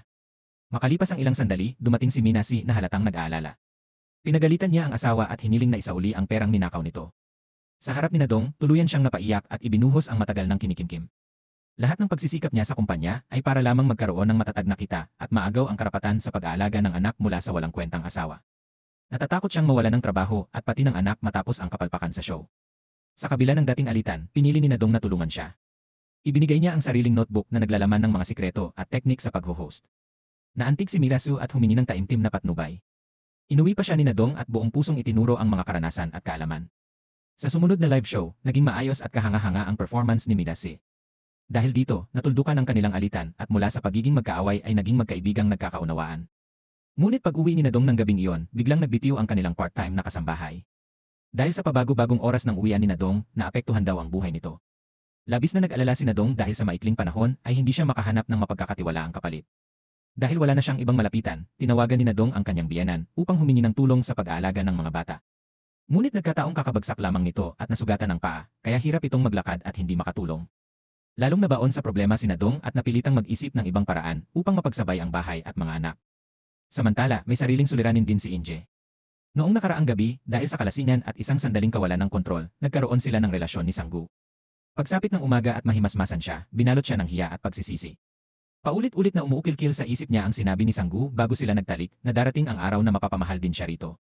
Hindi malaman ni Inji kung iyon ba ay seryosong pag-amin ng damdamin o simpleng matatamis na salita lamang para makuha siya. Nagsimula siyang mag-isip at maghinuha. Kung si Nadong ang tatanungin, marahil sasabihin nitong panliligaw lang iyon ng isang manlilinlang. Kung si Du Bainji naman, tiyak na isipin nitong iyon ay tapat na pagtatapat ng pag-ibig. Nalito si Inji kung paano unawain ang tunay na intensyon ni Sanggu. Kinabukasan, sabay silang lumabas ng apartment upang pumasok sa trabaho. Nagkunwaring may pansamantalang amnesia si Inje at nagsinungaling na wala siyang maalala matapos siyang malasing. Hindi inaasahan, sumabay sa kanyang pag-arte si Sanggu at hindi na rin binanggit ang nangyari na para bang walang espesyal na naganap. Sa opisina, patuloy na nag-isip si Inje at napatanong pa kung baka hindi nasiyahan si Sanggu sa kanya kaya ito malamig. Dahil sa kuryosidad, nagtanong siya sa isang batang empleyada tungkol sa kakaibang mabangong amoy na laging dala ni Sanggu, hindi raw iyon pabango kundi natural na pheromone ng lalaki. Hindi makapaniwala si Inje. Noon ay ordinaryo lamang si Sanggu, walang kapansin-pansin. Upang makumpirma ang nararamdaman, nag-text siya rito at nagkunwaring masakit pa ang kanyang leg upang magpa-therapy muli sa ospital kung saan ito nagtatrabaho. Pinangako niya sa sarili na pupunta siya para maobserbahan ito at tuluyang wasakin ang anumang ilusyon. Ngunit habang ginagamot siya ni Sanggu, hindi niya maiwasang mapatitig at maramdaman ang mabilis na tibok ng puso. Nang matapos ang therapy at makitang masayang nakikipag-usap si Sanggu sa isang batang nurse, nakaramdam siya ng hindi maipaliwanag na selos. Inaya siya ni Sanggu na maghapunan, ngunit nagkunwaring nagtatampo si Inge at mabilis na naglakad sa kalsada. Biglang may rumagas ang delivery motorcycle mula sa likuran. Sa kritikal na sandali, mabilis siyang hinila ni Sanggu at niyakap upang protektahan. Sa sandaling iyon, nag-alarm ang kanyang smartwatch dahil sa sobrang bilis ng tibok ng kanyang puso. Agad niya itong inalis at itinago, hindi pa handang aminin ang kakaibang damdaming umuusbong. Sa kabilang banda, matapos hilingin ng asawa ang diborsyo, itinapon ni Du Bainji ang lahat ng herbal at bitamina para sa pagbubuntis. Nang malaman ng kanyang ina ang balak niyang makipaghiwalay, hindi siya nito inalo kundi hinikayat pang magtiis. Para sa ina, hindi naman ng bababae o nananakit ang kanyang asawa, may kakaibang hilig lamang, kaya maaari namang pagtiisan. Ngunit nang usisain ni Du Bainji ang tunay na dahilan, nalaman niyang ang iniingatan ng ina ay ang sariling reputasyon. Ayaw nitong pag-usapan ng kamag-anak na hiwalay ang anak. Nasaktan at nagalit si Du Bainji. Hindi niya matanggap na mas mahalaga ang walang saysay na dangal kaysa sa kaligayahan ng anak. Naalala niyang bago pa man sila ikasal ay may kutob na siyang may problema sa pag-isip ang asawa, ngunit pinilit siya ng ina dahil ito'y nakapagtapos sa prestihiyosong unibersidad at may maayos na trabaho. Sa harap ng malamig at mapilit na katuwiran ng ina, tuluyang bumagsak ang kinikimkim niyang damdamin. Tinawag niya itong makasarili at malupit. Sa sukdulang lungkot, pumunta siya sa bahay ni Inje at doon umiyak sa bisig ng kaibigan. Sa pakikinig at pagdamay ni Inje, gumaan ang kanyang pakiramdam. Habang nag-uusap sila, nabanggit ni Inje na nakatira si Sanggu sa tapat ng kanyang unit. Dahil nais maglabas ng sama ng loob at maghanap ng panibagong saya, biglang nagkaroon ng ideya si Du Bainji. Tumawid siya sa kabilang unit at kumatok upang yayain si Sanggu na uminom. Sa tulong ng alak, ang dating seryoso at malamig na si Du Bainji ay naging masigla at kaakit-akit. Pinuri pa siya ni Sanggu at sinabing napaka-cute niya kapag lasing. Hindi man lang napansin ni Du Bainji ang pag-aalalang nakalarawan sa mukha ni Inje na nakaupo sa tabi niya. Diretsahan niyang tinanong si Sanggu tungkol sa kanyang buhay pag-ibig. May girlfriend na ba ito? At kung wala, handa ba itong subukang makipag-date sa kanya? Sa narinig na yon, tila nag-aapoy ang puso ni Inje sa selos ngunit hindi siya makapagsalita. Ngumiti si Sanggu at kalmadong sumagot na may nagugustuhan na siyang tao. Sa sandaling iyon, muling kumabog ng malakas ang dibdib ni Inje. Nagtanong pa si Du Bainji kung sino ang babaeng iyon, ngunit biglang dumating ang hindi inaasahang bisita, ang dating kasintahan ni Inje kasama ang bago nitong girlfriend na sumira sa kanilang usapan. Samantala, abala pa rin si Nadong sa paghahanap ng mapagkakatiwalaang mag-aalaga ng kanyang mga anak. Nais sana niyang pakiusapan ang kanyang ina na tumulong kahit ilang araw lamang sa panahon ng kanyang pagiging abala, ngunit nang maisip niyang tumutulong pa ito sa kanyang kuya at hipag sa pag-aalaga ng apo, hindi na siya naglakas loob magsalita. Ayaw niyang mapagod pa ang kanyang ina sa katandaan nito. Gayunman, ang kanyang ina ay buong pusong nagmamalasakit sa kanya. Nang malaman nitong bumalik na sa trabaho si Nadong, lihim itong nagdala ng masasarap na pagkain at tinulungan pa siyang maglinis ng bahay. Pagkatapos asikasuhin ang bahay ng anak, nagmamadali pa itong sumundo sa apo sa kabilang pamilya. Sa kabila ng walang sawang pagtulong, hindi man lamang ito mapasalamatan ng kanyang manugang na babae. Sa halip, tinatrato pa itong parang murang katulong at patuloy na pinapagawa ng kung ano-anong hindi makatarungang bagay. Mas makasarili pa ang kuya ni Nadong. Nang marinig nitong balak humingi ng tulong si Nadong sa kanilang ina, agad itong tumawag. Sa panlabas, kunwari nag-aalala lamang ito sa kalusugan ng ina, ngunit sa totoo ay natatakot na maagaw ang libreng yaya ng kanilang pamilya. Nang umuwi si Nadong at makita ang mga pagkain niluto ng ina, labis siyang naantig at agad itong tinawagan. Nag-aalala siyang baka hindi kayanin ng katawan ng ina ang pagod sa kakabiyahe at pagtulong. Pinayuhan siya ng ina na magtrabaho ng may kapanatagan dahil ipinagmamalaki nitong nakabalik sa trabaho ang kanyang anak. Samantalang sa bahay ng kuya at hipag, tiniis nito ang malamig na pakikitungo at panunumbat, pati na ang pagsita dahil lamang pinatikim niya ng candy ang apo. Nang tuluyang pagalitan at paringgan, napuno ang ina at nagpa siyang tumigil na sa pagtulong. Sinabi nitong maghanap na lamang sila ng ibang kasambahay na mas mura at mas masunurin. Nang gabing iyon, nag-inuman si Nadong at ang kanyang ina sa isang maliit na kainan at doon ibinuhos ng matanda ang lahat ng kanyang hinanakit. Inamin nitong tao rin siya na nagnanais ng tahimik at masayang pagtanda. Gusto niyang matutong mag-ayos ng bulaklak at magtimpla ng kape bilang libangan, ngunit sa halip ay araw-araw siyang naglilinis ng kalat ng kanyang mga anak ng walang pahinga. Nasaktan si Nadong sa narinig.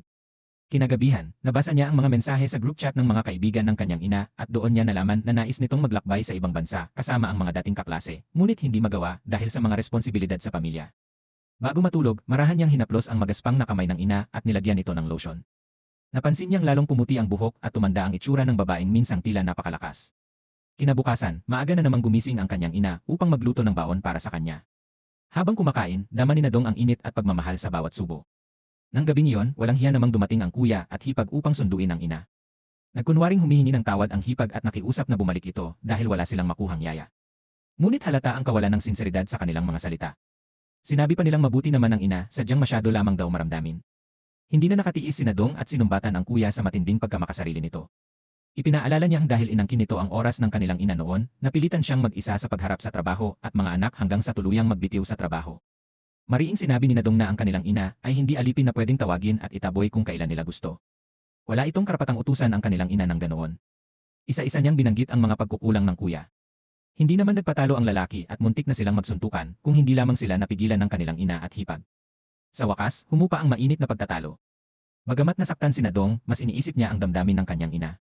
Ayaw na niyang makita itong patuloy na nagsasakripisyo ng walang hanggan. Nais niyang matutong maging makasarili kahit kaunti ang kanyang ina at mamuhay ng masaya sa mga natitirang taon ng kanyang buhay. Kinabukasan, makapalang mukha ng hipag at inimbitahan ang biyenan na magtanghalian upang magpalambing. Muli itong humingi ng tawad at sinubukang kumbinsihin ang matanda na bumalik sa pagtulong sa kanilang mag-asawa. Ngunit sa pagkakataong ito, mariing tumanggi ang ina. Ipinahayag niyang hindi na siya magsasakripisyo ng bulat. Hindi niya hahayaang ang kaligayahan ng mga anak at apo ang maging sukatan ng halaga ng kanyang buhay. Nais na niyang mabuhay para sa sarili. Nang gabing iyon, binigyan ni Nadong ang kanyang ina ng isang premium travel voucher. Hiniling niyang mag-enjoy ito kasama ang mga kaibigan at maranasan ang kaligayahang para lamang sa kanya.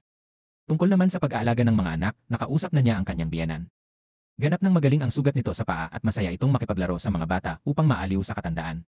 Siya ang pinakaangkop na tumulong sa ngayon. Kinabukasan, nag-ayos ng maganda ang kanyang ina, bahagyang nag-makeup at puno ng sigla habang hinihila ang maleta patungong paliparan kasama ang mga kaibigan.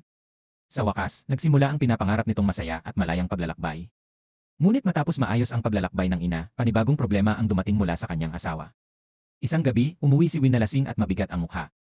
Nang tanungin ni Nadong kung ano ang nangyari, hindi ito sumagot at tahimik na natulog. Kinabukasan sa opisina, hinila siya ni Midasi sa isang sulok at ibinulong ang nakakagulat na balita. May isang babaeng host sa kumpanya ang nagtangkang magpakamatay sa pamamagitan ng pag-inom ng lason at sinasabing may kinalaman daw dito ang asawa ni Nadong. Nabigla si Nadong at agad nagtanong sa ilang malapit na kasamahan. Ayon sa tsismis, ang babaeng nagtangkang magpakamatay ay ang lihim na karelasyon umano ng kanyang asawa. Marami raw nakakita sa kanilang dalawa na magkasama ng palihim sa oras ng trabaho.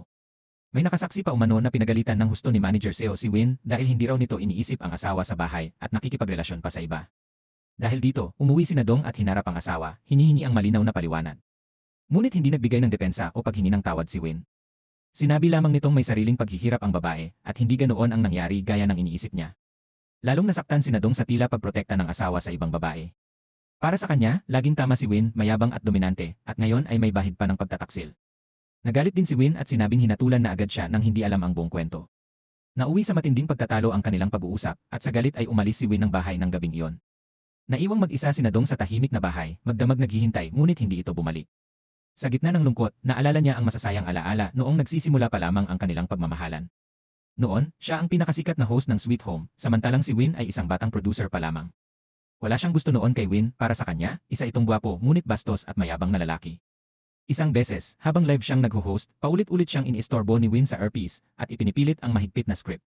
Pagkatapos ng programa, pinagalitan niya ito ng husto dahil sa pagiging hindi propesyonal. Ngunit mula sa alitang iyon, unti-unti silang naging malapit. Kinagabihan, taimtim na niyaya siya ni Win na maghapunan bilang paghingi ng tawad. Sa gitna ng alak at emosyon, tinanggap ni Nadong ang kanyang paghingi ng tawad. Sa gabing iyon, nagbago ang kanyang pagtingin sa binata. Sa pagkahilo sa alak, siya mismo ang humila rito papunta sa isang motel. At mula roon, nagsimula ang kanilang matamis na relasyon na nauwi sa kasal. Sa pagbabalik sa kasalukuyan, ang kanyang biyenan ang umupo sa tabi niya upang aliwin siya. Sinabi nitong ang pagiging adulto ay hindi nangangahulugang hindi na nagkakamali. Kahit gaano pa katanda ang tao, patuloy pa rin itong nagkakamali. Nagtanong si Nadong kung paano nila napanatili ng kanyang asawa ang mahabang pagsasama ng maayos. Tahimik na sumagot ang biyenan na ang sikreto ay nasa salitang malasakit. Ipinaliwanag niyang sa mahabang panahon ng pagsasama at pagdaan sa maraming pagsubok, nabubuo ang malalim na pag-unawa at awa sa isa't isa. Maaaring tila malungkot pakinggan, ngunit iyon din ang pinakamahalagang bagay na nagpapanatili ng init at tibay ng isang pagsasama. Nang gabing iyon, naghapunan sina Inje at Sanggu sa isang marangyang restaurant. Ngunit hindi nila inaasahan na makakasalubong nila roon ang oportunistang dating nobyo ni Inge kasama ang mayamang kasalukuyan nitong girlfriend. Laking gulat ni Inge nang kusa na lamang magsinungaling si Sanggu at sabihin seryoso silang nagde-date. Malinaw pa niyang sinabi sa lalaki na marunong itong lumugar at lumayo upang siya na ang bahalang mag-alaga kay Inge. Namula ang pisngi ni Inge sa hiya at hindi niya maintindihan kung ano ang tunay na iniisip ni Sanggu. Mabilis namang nakatunog ang dating nobyo. Sinabi nitong hindi naman talaga boyfriend ni Inge si Sanggu at nagkukunwari lamang. Hindi na sana papansinin ni Inge at aalis na lamang, ngunit patuloy siyang sinundan at ginulo ng lalaki. Sa kritikal na sandali, humakbang si Sanggu upang protektahan si Inge. Mahigpit niyang hinawakan ang kamay nito at malinaw na sinabi sa lalaki na tigilan na ang babae niya. Idinagdag pa niyang siya na ang kasalukuyan at ang lalaki ay bahagi na lamang ng nakaraan. Dahil sa matapang na paninindigan ni Sanggu, napilitan ding umalis ang dating nobyo, bagaman halatang galit. Pagkatapos ng insidenteng iyon, naging alanganin ang sitwasyon nina Inge at Sanggu. Nahihiyang nagpasalamat si Inge at sinabi niyang kahit may gusto na itong iba, tinulungan pa rin siya sa pamamagitan ng pagpapanggap na boyfriend. Ngunit pagkasabi niya nito, tumingin si Sanggu ng diretsyo sa kanyang mga mata at tapat na umamin. Siya ang babaeng gusto nito. Mula pa noong kolehiyo ay lihim na niya itong minahal, at kahit lumipas ang maraming taon, hindi nagbago ang damdamin niya. Sinabi niyang ang muling pagkikita nila ay nagpamulat sa kanya na wala nang ibang makapagpapakaba sa puso niya kundi si Inge. Maingat niyang tinanong kung maaari ba silang mag-date ng opisyal. Nang makitang nag-aalangan si Inge, hindi siya pinilit ni Sanggu at malumanay na sinabing handa siyang maghintay. Hindi maintindihan ni Dubaine kung bakit hindi agad sumagot si Inge sa isang lalaking tulad ni Sanggu. Sinabi lamang ni Inge na hindi niya ito kinaiinisan, ngunit marami pa siyang takot na kailangang harapin. Sa gitna nito, muling tumawag ang dating nobyo upang manggulo. Sinabi nitong mahal pa rin niya si Inge at nais makipagbalikan, handa pa raw itong magpakasal agad at hilinging tigilan na ni Inge si Sanggu. Ngunit malamig na lamang na sumagot si Inge at agad ibinaba ang tawag. Matagal na niyang nakita ang pagiging mapagkunwari at sakim ng lalaki. Samantala, inaayos din ni Dubaine ang pinakamahalagang desisyon sa kanyang buhay.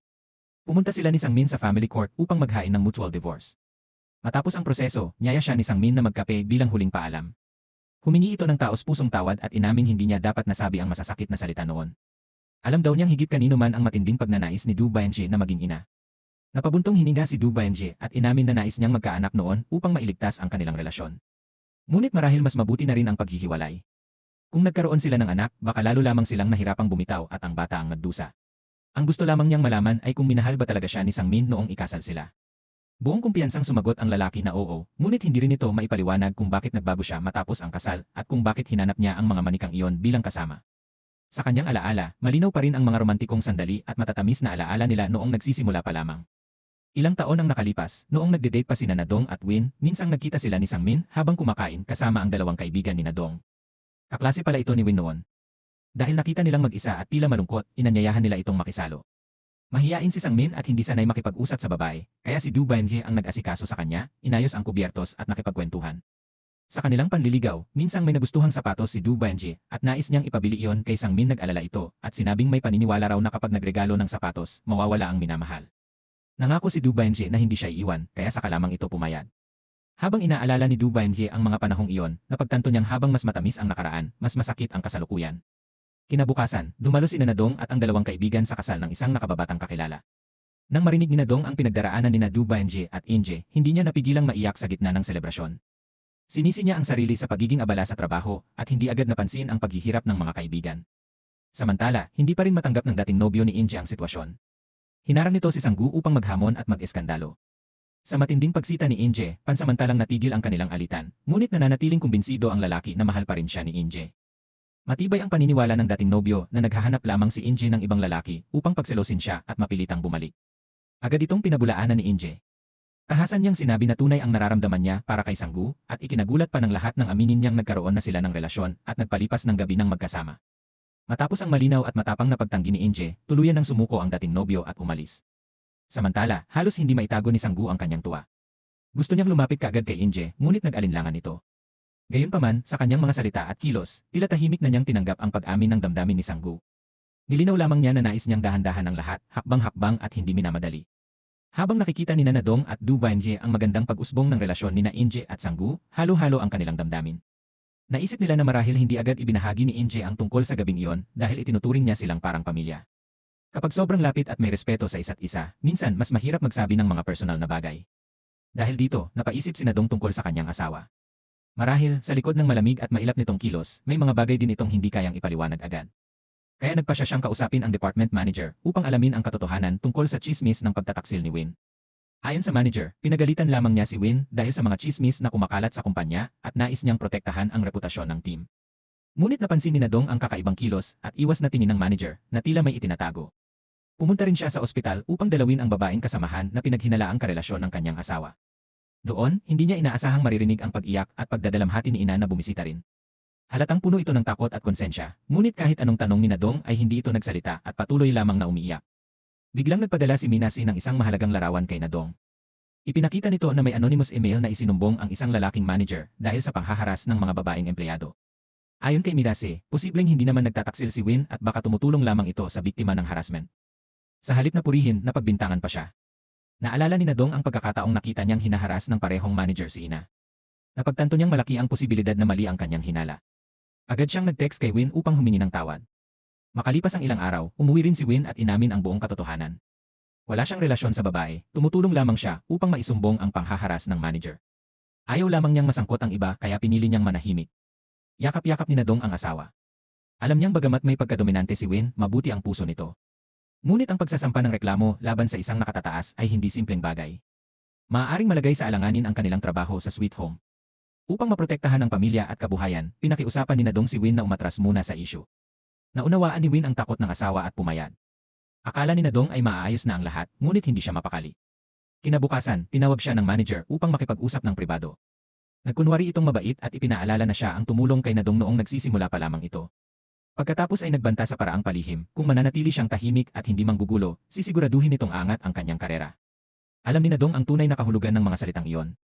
Ang lalaking manager na inireklamo ay asawa mismo ng babaeng manager, at nais nitong takpan ang iskandalo upang protektahan ang pangalan at kapangyarihan ng pamilya. Sa una, inisip ni Nadong na manahimik na lamang para sa kapakanan ng trabaho at pamilya. Ngunit isang insidente sa paaralan ng kanyang anak ang nagbago ng lahat. Tinawagan siya ng guro upang pumunta agad sa kindergarten. May isang batang babae na nadapa at nagsabing itinulak siya ng isang batang lalaki. Nagkataong saksi ang anak ni Nadong. Matatag nitong sinabi sa guro na nadapa lamang ang bata at walang nagtulak. Dahil walang malinaw na ebidensya, pinatawag ang mga magulang. Tinanong ni Nadong ang anak at nanindigan itong walang kasalanan ang kaklase. Pinili niyang magtiwala sa kanyang anak. Ngunit makalipas ang ilang araw, habang naglilinis siya, may nakita siyang bagong laruang kotse sa bag ng kanyang anak.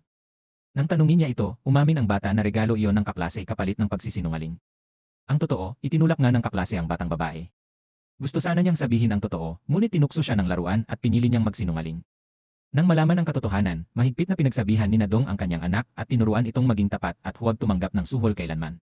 Mahigpit na sinabi ni Nadong sa kanyang anak na kung magsisinungaling siya para sa maliit na pakinabang at pagtatakpan ng mali, hindi siya kailanman magiging mabuting tao paglaki niya.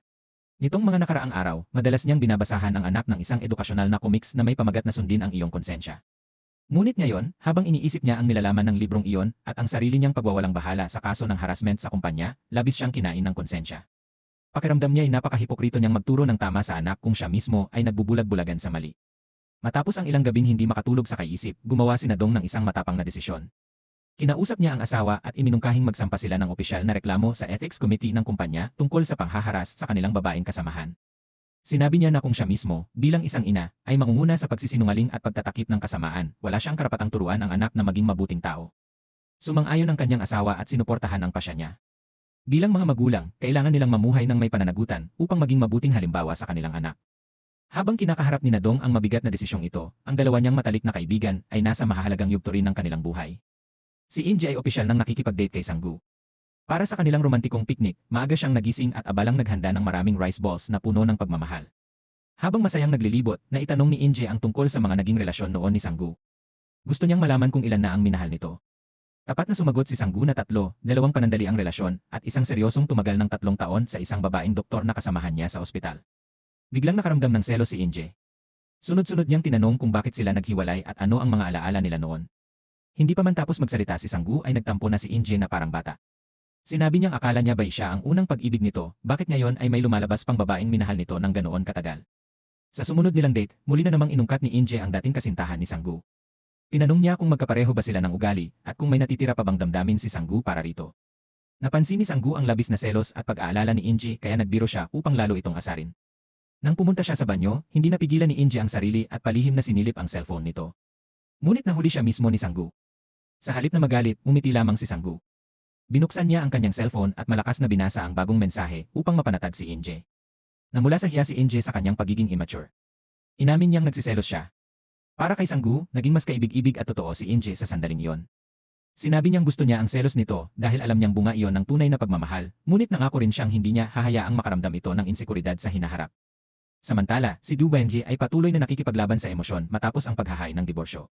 Kahit na isampa na ang kaso, hindi pa rin niya tuluyang makalimutan ang dating asawa. Minsan ay nagsasaliksik siya online tungkol sa sikolohiya ng mga taong may kakaibang hilig sa pagkolekta ng mga manikang sexual sa pagsisikap na maunawaan ang ugali ng kanyang asawa. Isang araw, nakipagkita ang kanyang biyenan upang makipag-usap. Sumama rin ang kanyang ina upang protektahan siya. Walang paligoy-ligoy na ibinunto ng biyenan ang sisi sa kanya tungkol sa hiwalayan at kawalan nila ng anak. Ayon dito, hindi raw marunong mag-alaga ng asawa si Du Wenjie at hindi ito marunong magkaanak. Agad namang ipinagtanggol siya ng kanyang ina at sinabing ang responsibilidad ay nasa manugang niya, lalo na dahil sa kakaiba at hindi normal na obsesyon nito sa mga manika. Nasaktan at nainsulto ang biyenan at iginiit na sining ang mga yon at hindi kabastusan. Upang maiwasan ang mas matinding pagtatalo, dumating si Sangmin at inilayo ang kanyang ina. Naiwan sina Du Wenjie at ang kanyang ina. Doon, nagalit si Du Wenjie sa sariling ina at sinabing hindi ito dapat makialam ng sobra sa kanyang pribadong buhay. Hindi raw dapat nagsalita ng masasakit laban sa dating asawa. Anya, lampas 40 na siya at kaya na niyang harapin ang sarili niyang problema. Ayaw na niyang maging sunod-sunurang anak na laging sumusunod sa gusto ng magulang. Sinabi pa niyang kahit bumagsak man ang kanyang buhay, hindi niya kailangan na saluhin at ayusin iyon ng kanyang ina. Samantala, patuloy ang tensyon sa trabaho ni Nadong. Upang maging halimbawa sa kanilang anak, matapang nilang ipinasa ng kanyang asawa ang opisyal na reklamo laban sa manager na sangkot sa panghaharas sa ethics committee ng kumpanya. Ipinatawag ng komite ng etika ang lalaking department head upang imbestigahan at harapin ang mga akusasyon. Ngunit naging tuso ito at mariing itinanggi ang lahat. Sa halip, buong kapal pa ng mukha nitong ibinunton ang sisi sa babaeng empleyadong biktima ng harassment. Iginiit niyang ito raw ang malandi, siya raw ang nangakit at humahabol. Nang malaman ng manager Seo na iniimbestigahan ng komite ang kanyang asawa, labis siyang nabahala sa posisyon nilang mag-asawa sa kumpanya. Nang gabing iyon, matapos ang trabaho, lihim niyang kinausap si Ina, isa ring dating biktima ng department head, ngunit hindi pa naglalakas loob magsalita.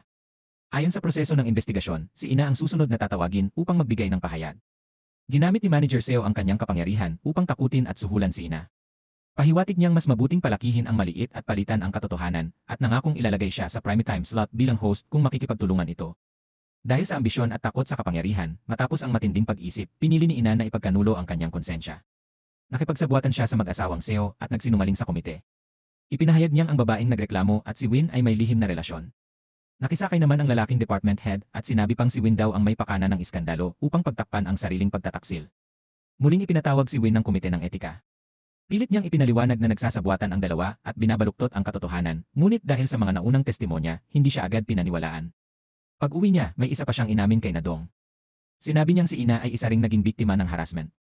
Naalala ni Nadong ang tagpong minsan niyang nasaksihan sa pasilyo at napagtantong malamang ay nabili o napilit ng kumpanya si Ina. Labis ang galit at pagkasuklam ni Nadong sa ideyang ginagamit ang mismong biktima upang pagtakpan ang katotohanan at sirain ang inosente. Muli siyang kinausap ni Manager Seo at sinumbatan siya, tinawag siyang walang utang na loob at traidor sa taong tumulong sa kanyang karera. Ngunit malinaw ang paninindigan ni Nadong.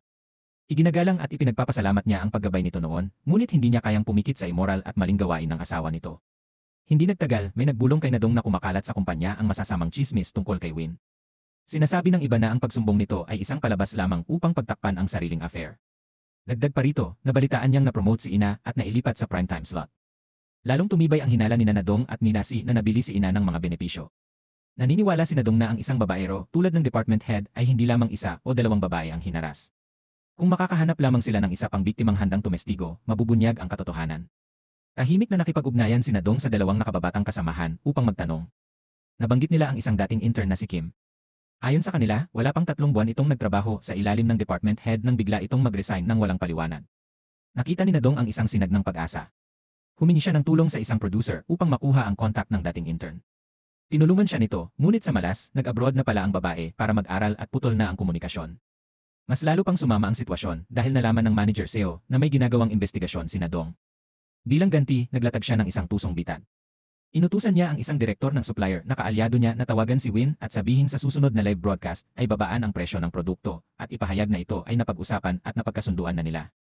Maingat si Win at sinubukang kontakin si manager Seo upang kumpirmahin, ngunit hindi ito sumagot at pinatay pa ang telepono. Dahil malapit na ang live broadcast at wala ng oras, napilitan siyang paniwalaan ang direktor at pinayagan ang malaking discount sa programa. Pagkatapos ng show, harap-harapang pinagalitan ni manager Seo si Win sa harap ng lahat ng empleyado. Mariin itong itinanggi na may napag-usapan silang pagbabawas ng presyo at inakusahan si Win na nagdulot ng malaking pagkalugi sa kumpanya. Ang direktor ng supplier, nakasabwat pala, ay itinanggi rin ang lahat ng sinabi niya kay Win. Sa galit at pagkadismaya, nawalan ng kontrol si Win at nasuntok ang direktor na nagsinungaling. Agad itong ginamit ni manager Seo bilang dahilan upang papanagutin siya at pagbayarin sa insidente. Doon napagtanto ni Win na tuluyan na siyang nahulog sa perpektong bitag ng mag-asawang Seo. Labis ang pagsisisi ni Win sa nangyari, ngunit ni minsan ay hindi siya sinisi ni Nadong. Sa halip, sinabi niyang itaas nito ang ulo at nangakong gagawin niya ang lahat upang malinis ang pangalan ng kanyang asawa. Matapos ang insidenteng iyon, inilipat si Win sa mabigat na trabaho sa logistics department. Samantala, dahil sa pakikipagsabuatan, mabilis namang na-promote si Ina at naging pangunahing host sa primetime slot. Kinausap siya ni Nadong ng pribado at diretsahan.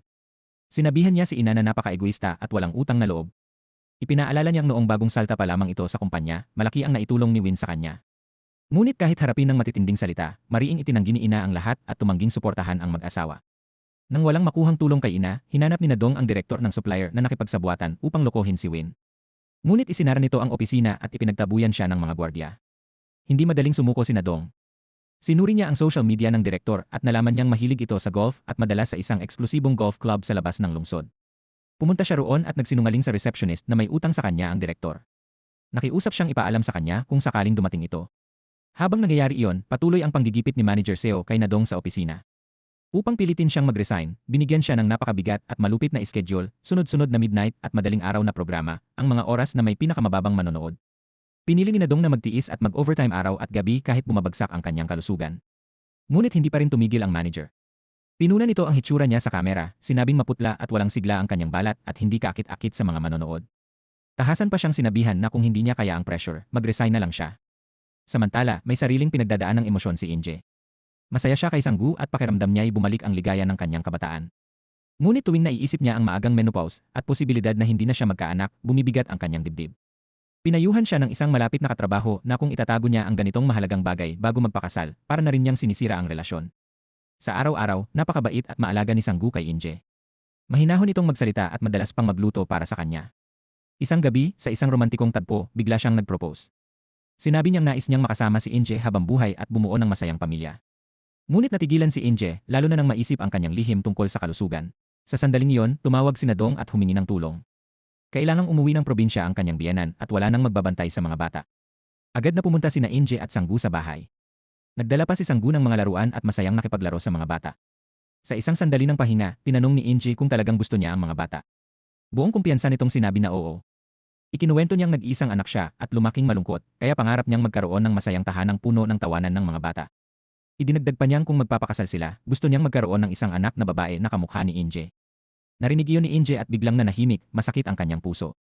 Samantala, nakatanggap si Nadong ng mensahe mula sa receptionist ng golf club na naroon ang direktor. Agad siyang nagmaneho papunta roon upang harangin ito. Ngunit sa kasamaang palad, naroon din ang asawa ni manager Seo kasama ng direktor. Nahuli silang magkasama at marahas siyang itinulak ng lalaki. Binalaan siya nitong tumigil at huwag makialam sa usapan ng matatanda kung ayaw niyang magsisi. Pag-uwi ni Nadong na sugatan at pagod, tinulungan siya ni Inje na lagyan ng benda ang kanyang galos. Nakaramdam si Nadong ng pag-aalinlangan at panghihina. Naisip niya kung tama pa bang lumaban sa kasamaan at tumulong sa iba o kung mas mabuti nang magkompromiso at mag-resign. Ngunit nagsalita si Sang-gu upang palakasin ang loob niya. Sinabi niyang ang kabutihan ay nangangailangan ng tapang. Kung uurong siya ngayon at gagamitin ang pamilya bilang dahilan, ano ang matututunan ng kanyang mga anak? Baka matutunan nilang matakot at umiwas sa responsibilidad. Dahil sa mga salitang iyon, nabuhayan ng loob si Nadong. Naalala niya na madalas magkasama sa iisang kotse ang direktor at ang department head. Marahil ang dashcam ng sasakyan ay nakapag-record ng kanilang mga kahina-hinalang usapan. Posibleng iyon ang susi upang mabunyag ang katotohanan at mabaligtad ang sitwasyon. Kinabukasan, napansin ni Nadong na maaga nang nagising ang kanyang dalawang anak na lalaki. Kusang loob silang nagsuot ng medyas at nag-ayos ng hindi na kailangang paalalahanan.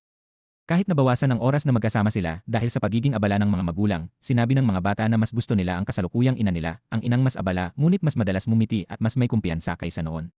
Dahil sa inosente at taos-pusong suporta ng kanyang mga anak, mas lalo pang tumibay ang pasya ni Nadong na ipaglaban ang tama hanggang sa huli. Samantala, matindi rin ang pinagdadaan ng laban ni Inje sa sarili. Muli siyang nagpunta sa ospital para sa isang kumpletong medical check-up. Kinumpirma ng resulta na tama ang naunang pagsusuri, mayroon nga siyang maagang menopause.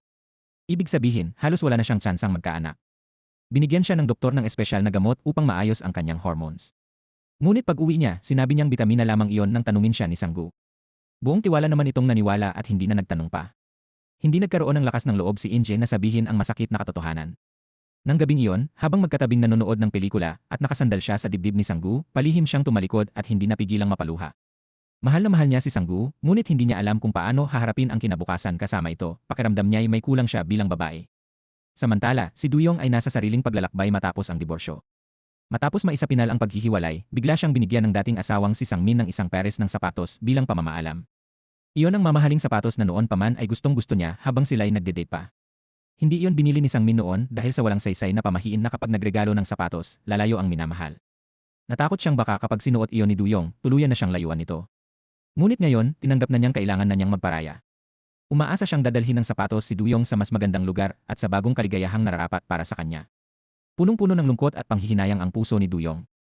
Hindi nagtagal, nakipagkita siya sa dating biyenan upang alamin ang totoo. Nais niyang maintindihan ang ugat ng kakaibang hilig ng kanyang dating asawa sa pagkolekta ng mga manika. Matapos ang mahabang pag-aatubili, ibinunyag ng biyenan ang masakit na nakaraan. May kaugnayan pala iyon sa malungkot at traumatikong kabataan ni Sang-min noong bata pa siya, mahina at iyakin siya kaya madalas bugbugin ng ama niyang lasinggero. Upang maprotektahan ang anak, isinara ng kanyang ina ang tindahan ng damit at itinago sa madilim na basement ang dalawang manikin. Ang mga iyon ang naging tanging kasama ni Sang-min sa kanyang malungkot na kabataan. Upang aliwin siya, pinangalanan ng ina ang mga manikin at sinabi ng mga anghel iyon na ipinadala upang protektahan siya. Naniniwala ang musmos na si Sang-min tuwing binubugbog siya ng ama, doon siya nagtatago at nakikipag-usap sa kanyang mga anghel. Habang ikinukwento ito, hindi napigilan ng dating biyenan ang pagluha. Inamin niyang minadali niyang hikayatin si Duyong na magkaanak dahil naniniwala siyang ang isang inosenteng bata ang makapagpapagaling sa sugat ng nakaraan ng kanyang anak. Unti-unting naunawaan ni Duyong ang lahat. Ang lalaking tila kakaiba at may pambatang hilig ay isa lamang palang sugat ang batang lalaki sa loob na hindi kailanman gumaling. Samantala, ipinagpatuloy ni Nadong ang kanyang nag-iisang laban para sa hustisya. Sa tulong ng receptionist, natuntun niya ang lihim na tagpuan ng direktor ng supplier at ng lalaking department head. Nagpanggap siyang isang driver for hire upang siya ang maghatid sa direktor pauwi. Balak niyang samantalahin ang pagkakataon kapag ito'y lasing at kunin ang memory card ng dashcam bilang ebidensya. Ngunit bago pa siya makakilos, nakita niya si ina na halos hindi na makatayo sa kalasingan habang inaakay palabas ng manyakis na department head. Ang direktor naman ay may masamang intensyon at tila nang hahalay. Sa takot para sa kaligtasan ni ina, hindi na inisip ni Nadong ang memory card. Pinaharurot niya ang sasakyan at hinarangan ang kotse ng lalaki. Mabilis siyang bumaba at hinila si ina sa likod niya upang protektahan ito tulad ng isang ate. Sa harap ng tapang at malasakit ni Nadong, naglakas loob si ina na magsalita. Sumigaw siya na hindi niya ginustong uminom kasama ang lalaki at napilitan lamang siya. Sinipa ni Nadong ang department head sa binti bago nila iniwang dalawa ang lugar. Habang pauwi, umiiyak na ikinuwento ni ina ang lahat ng kanyang pagsisisi.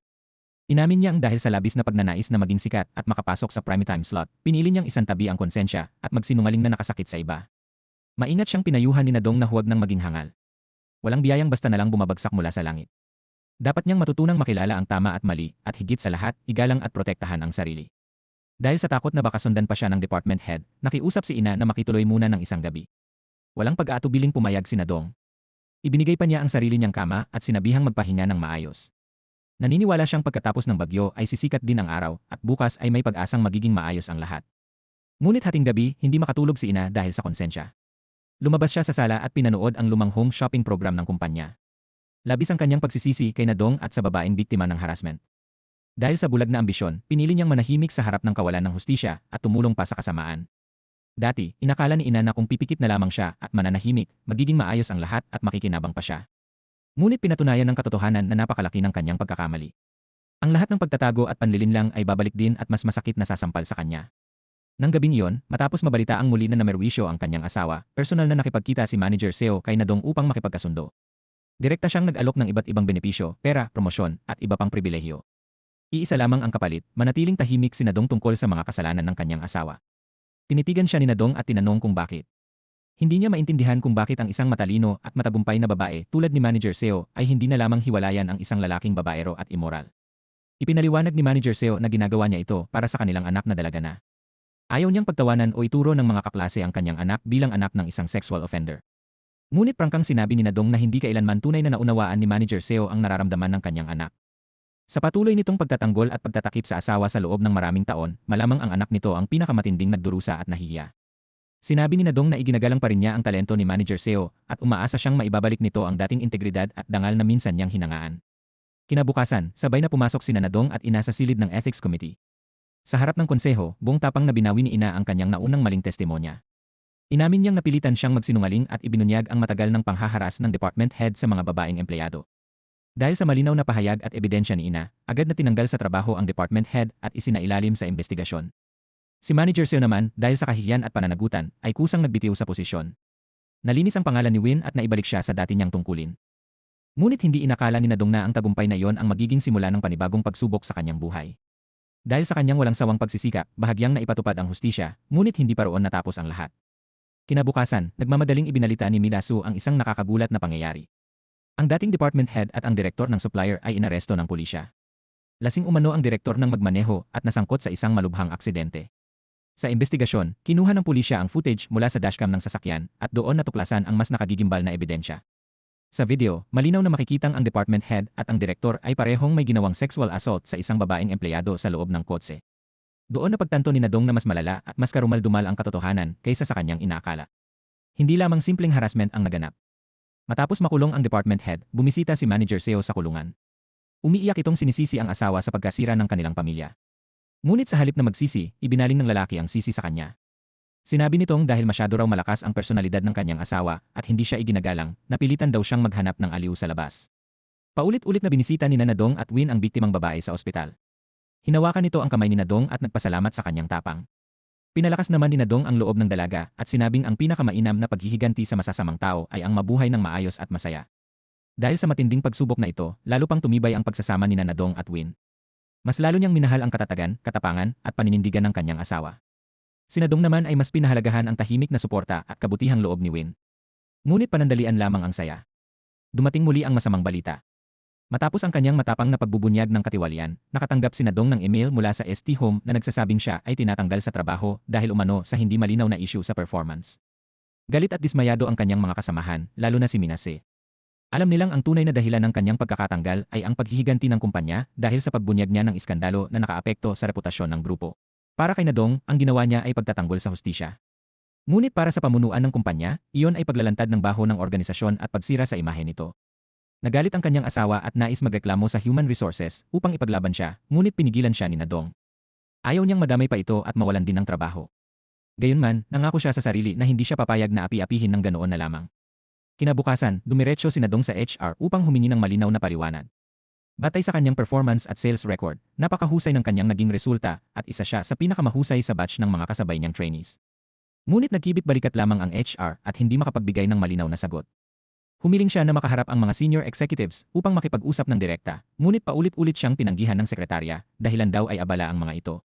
Wala nang ibang paraan, hinarang niya ang mga executive matapos ang isang shareholders meeting. Malinaw niyang ipinaliwanag ang kanyang mahusay na performance at iginiit na ang pagtanggal sa kanya ay walang batayan at isang uri ng paghihiganti. Ngunit malamig siyang sinagot ng isang mataas na opisyal na ang kumpanya ay lugar para kumita ng pera, hindi hukuman para sa paghahanap ng hustisya o pagiging bayani. Anya, ang ginawa niya ay sumira sa kaayusan at kapangyarihan sa loob ng organisasyon.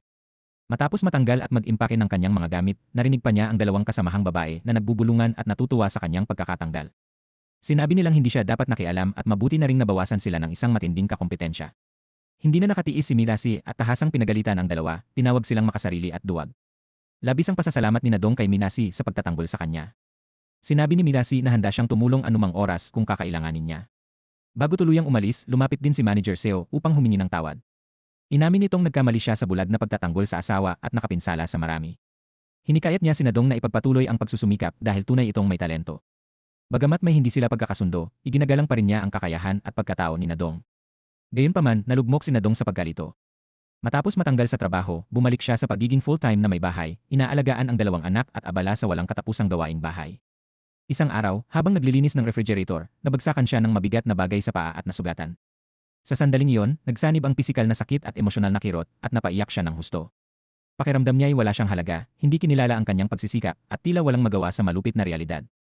Samantala, si Duyong ay patuloy na hindi makalimot sa dating asawa. Paminsan-minsan ay tumatawag siya upang kumustahin ito. Iniwan ni Sangmin sa kanya ang kanilang bahay at gabing iyon ay lilipat na siya. Nag-alok si Duyong na magsalo sila sa isang simpleng instant noodles bilang huling hapunan. Siya mismo ang nagluto at ibinahagi pa ang kanyang lihim na resep. Habang kumakain, naglakas loob si Duyong na humingi ng tawad tungkol sa mga manika at sa maling paghusga niya sa hilig ng asawa.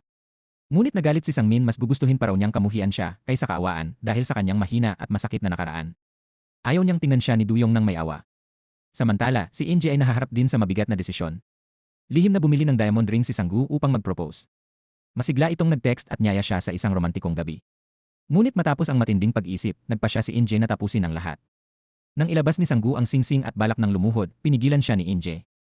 Tinanggihan niya ang proposal at nakipaghiwalay. Upang maitago ang kanyang maagang menopause at kawalan ng kakayahang magkaanak, nagsinungaling siya at sinabing sawa na siya at ayaw sa kasal. Hinabol siya ni Sanggu sa labas, hindi makapaniwala. Alam niyang hindi nagsisinungaling ang mga mata ni Inje. Ngunit nanindigan si Inje at sinabi nilang magkaiba sila ng mundo. Labis ang sakit ni Sanggu. Si Inje man ay umiiyak habang palayo dahil mahal niya ito, ngunit pinili niyang isakripisyo ang sarili.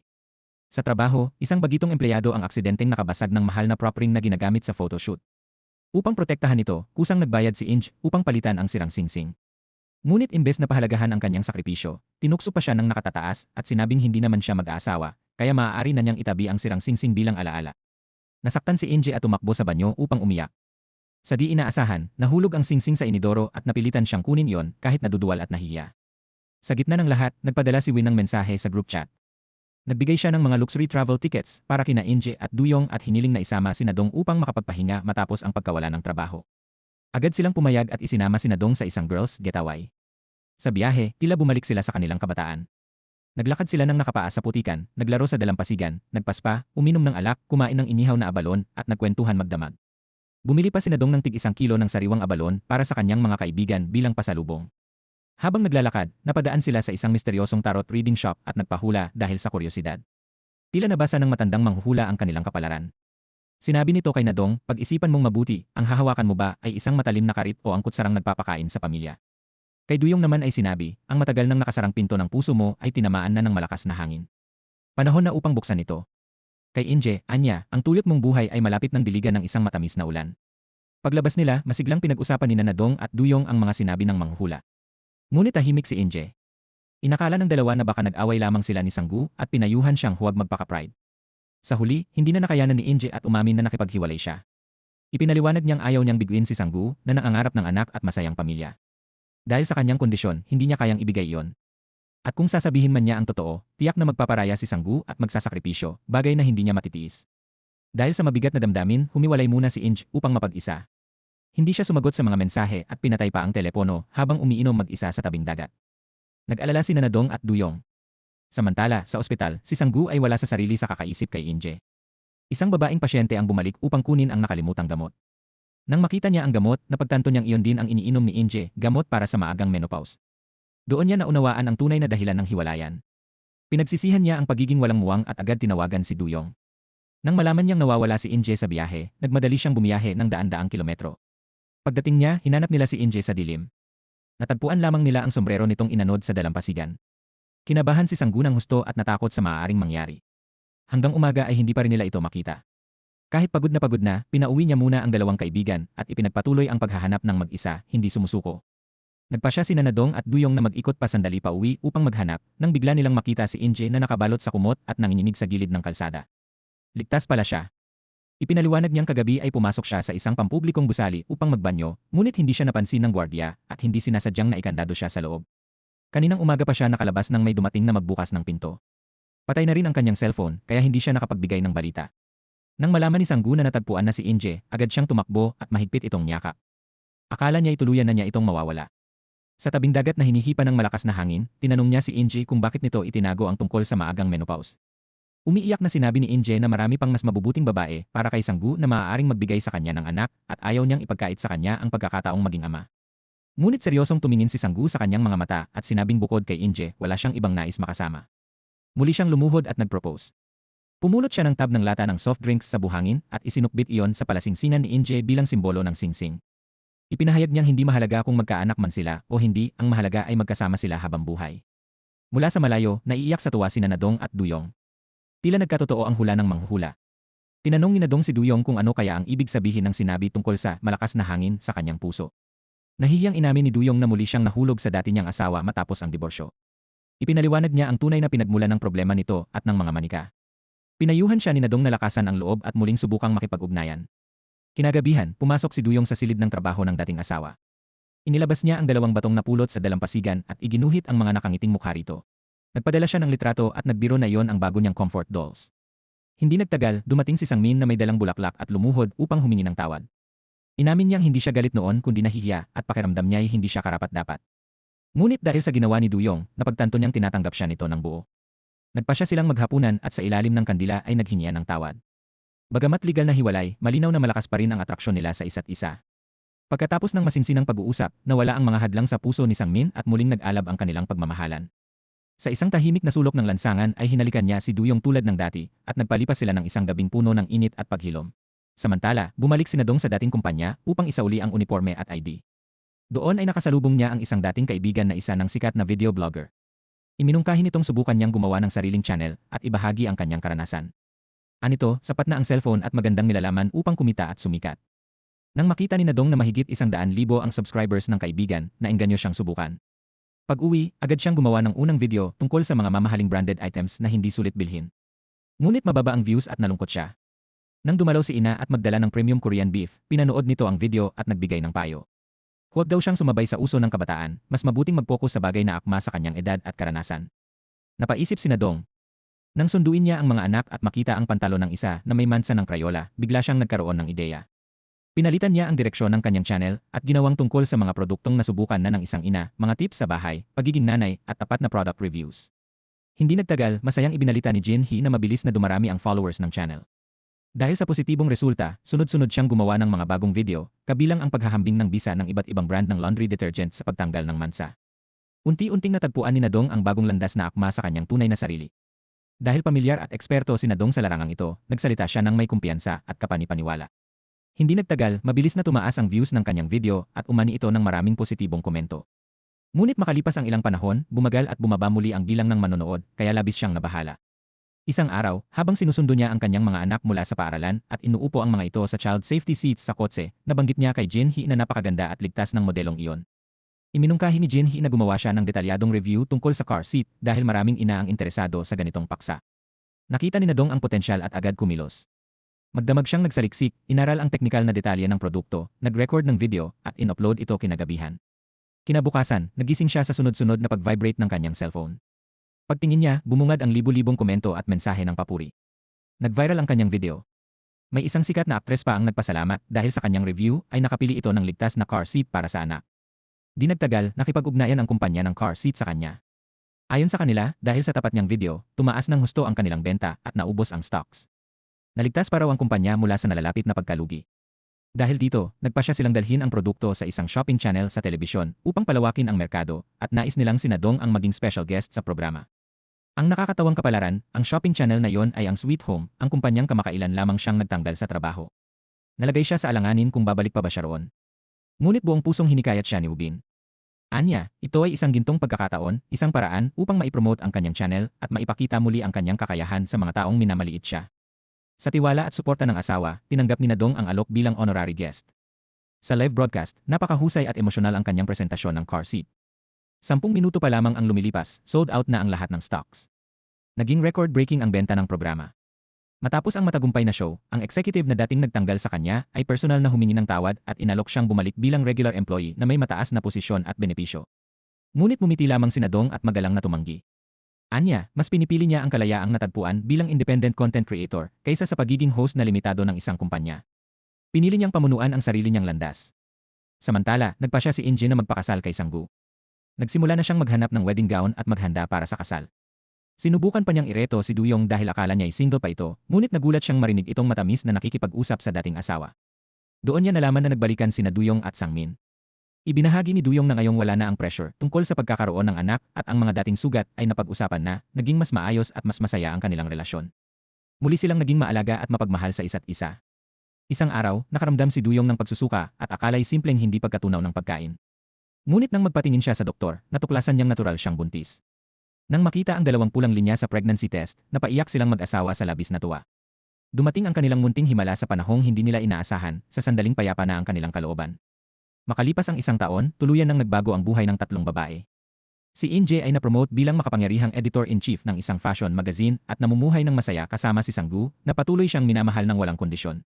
Si Duyong naman ay nagsilang ng isang malusog at napakagandang sanggol na babae. Ganap na naibalik ang kanilang pagsasama ni Sangmin at napuno ng tawanan ang kanilang tahanan. Maging ang kanyang biyenan ay nagbago at buong pagmamahal na tinanggap siya at ang apo. Si Dong ay lalo pang nagtagumpay sa kanyang video channel. Nagtatag siya ng sarili niyang maliit na media company at inimbitahan sina Minasi at Jin Hee upang maging pangunahing miyembro ng kanyang koponan. Patuloy silang nagtutulungan sa pagpapalago ng kanilang karera. Tuwing weekend, nagkikita pa rin ang tatlong magkakaibigan upang magkwentuhan tungkol sa trabaho, pamilya at buhay.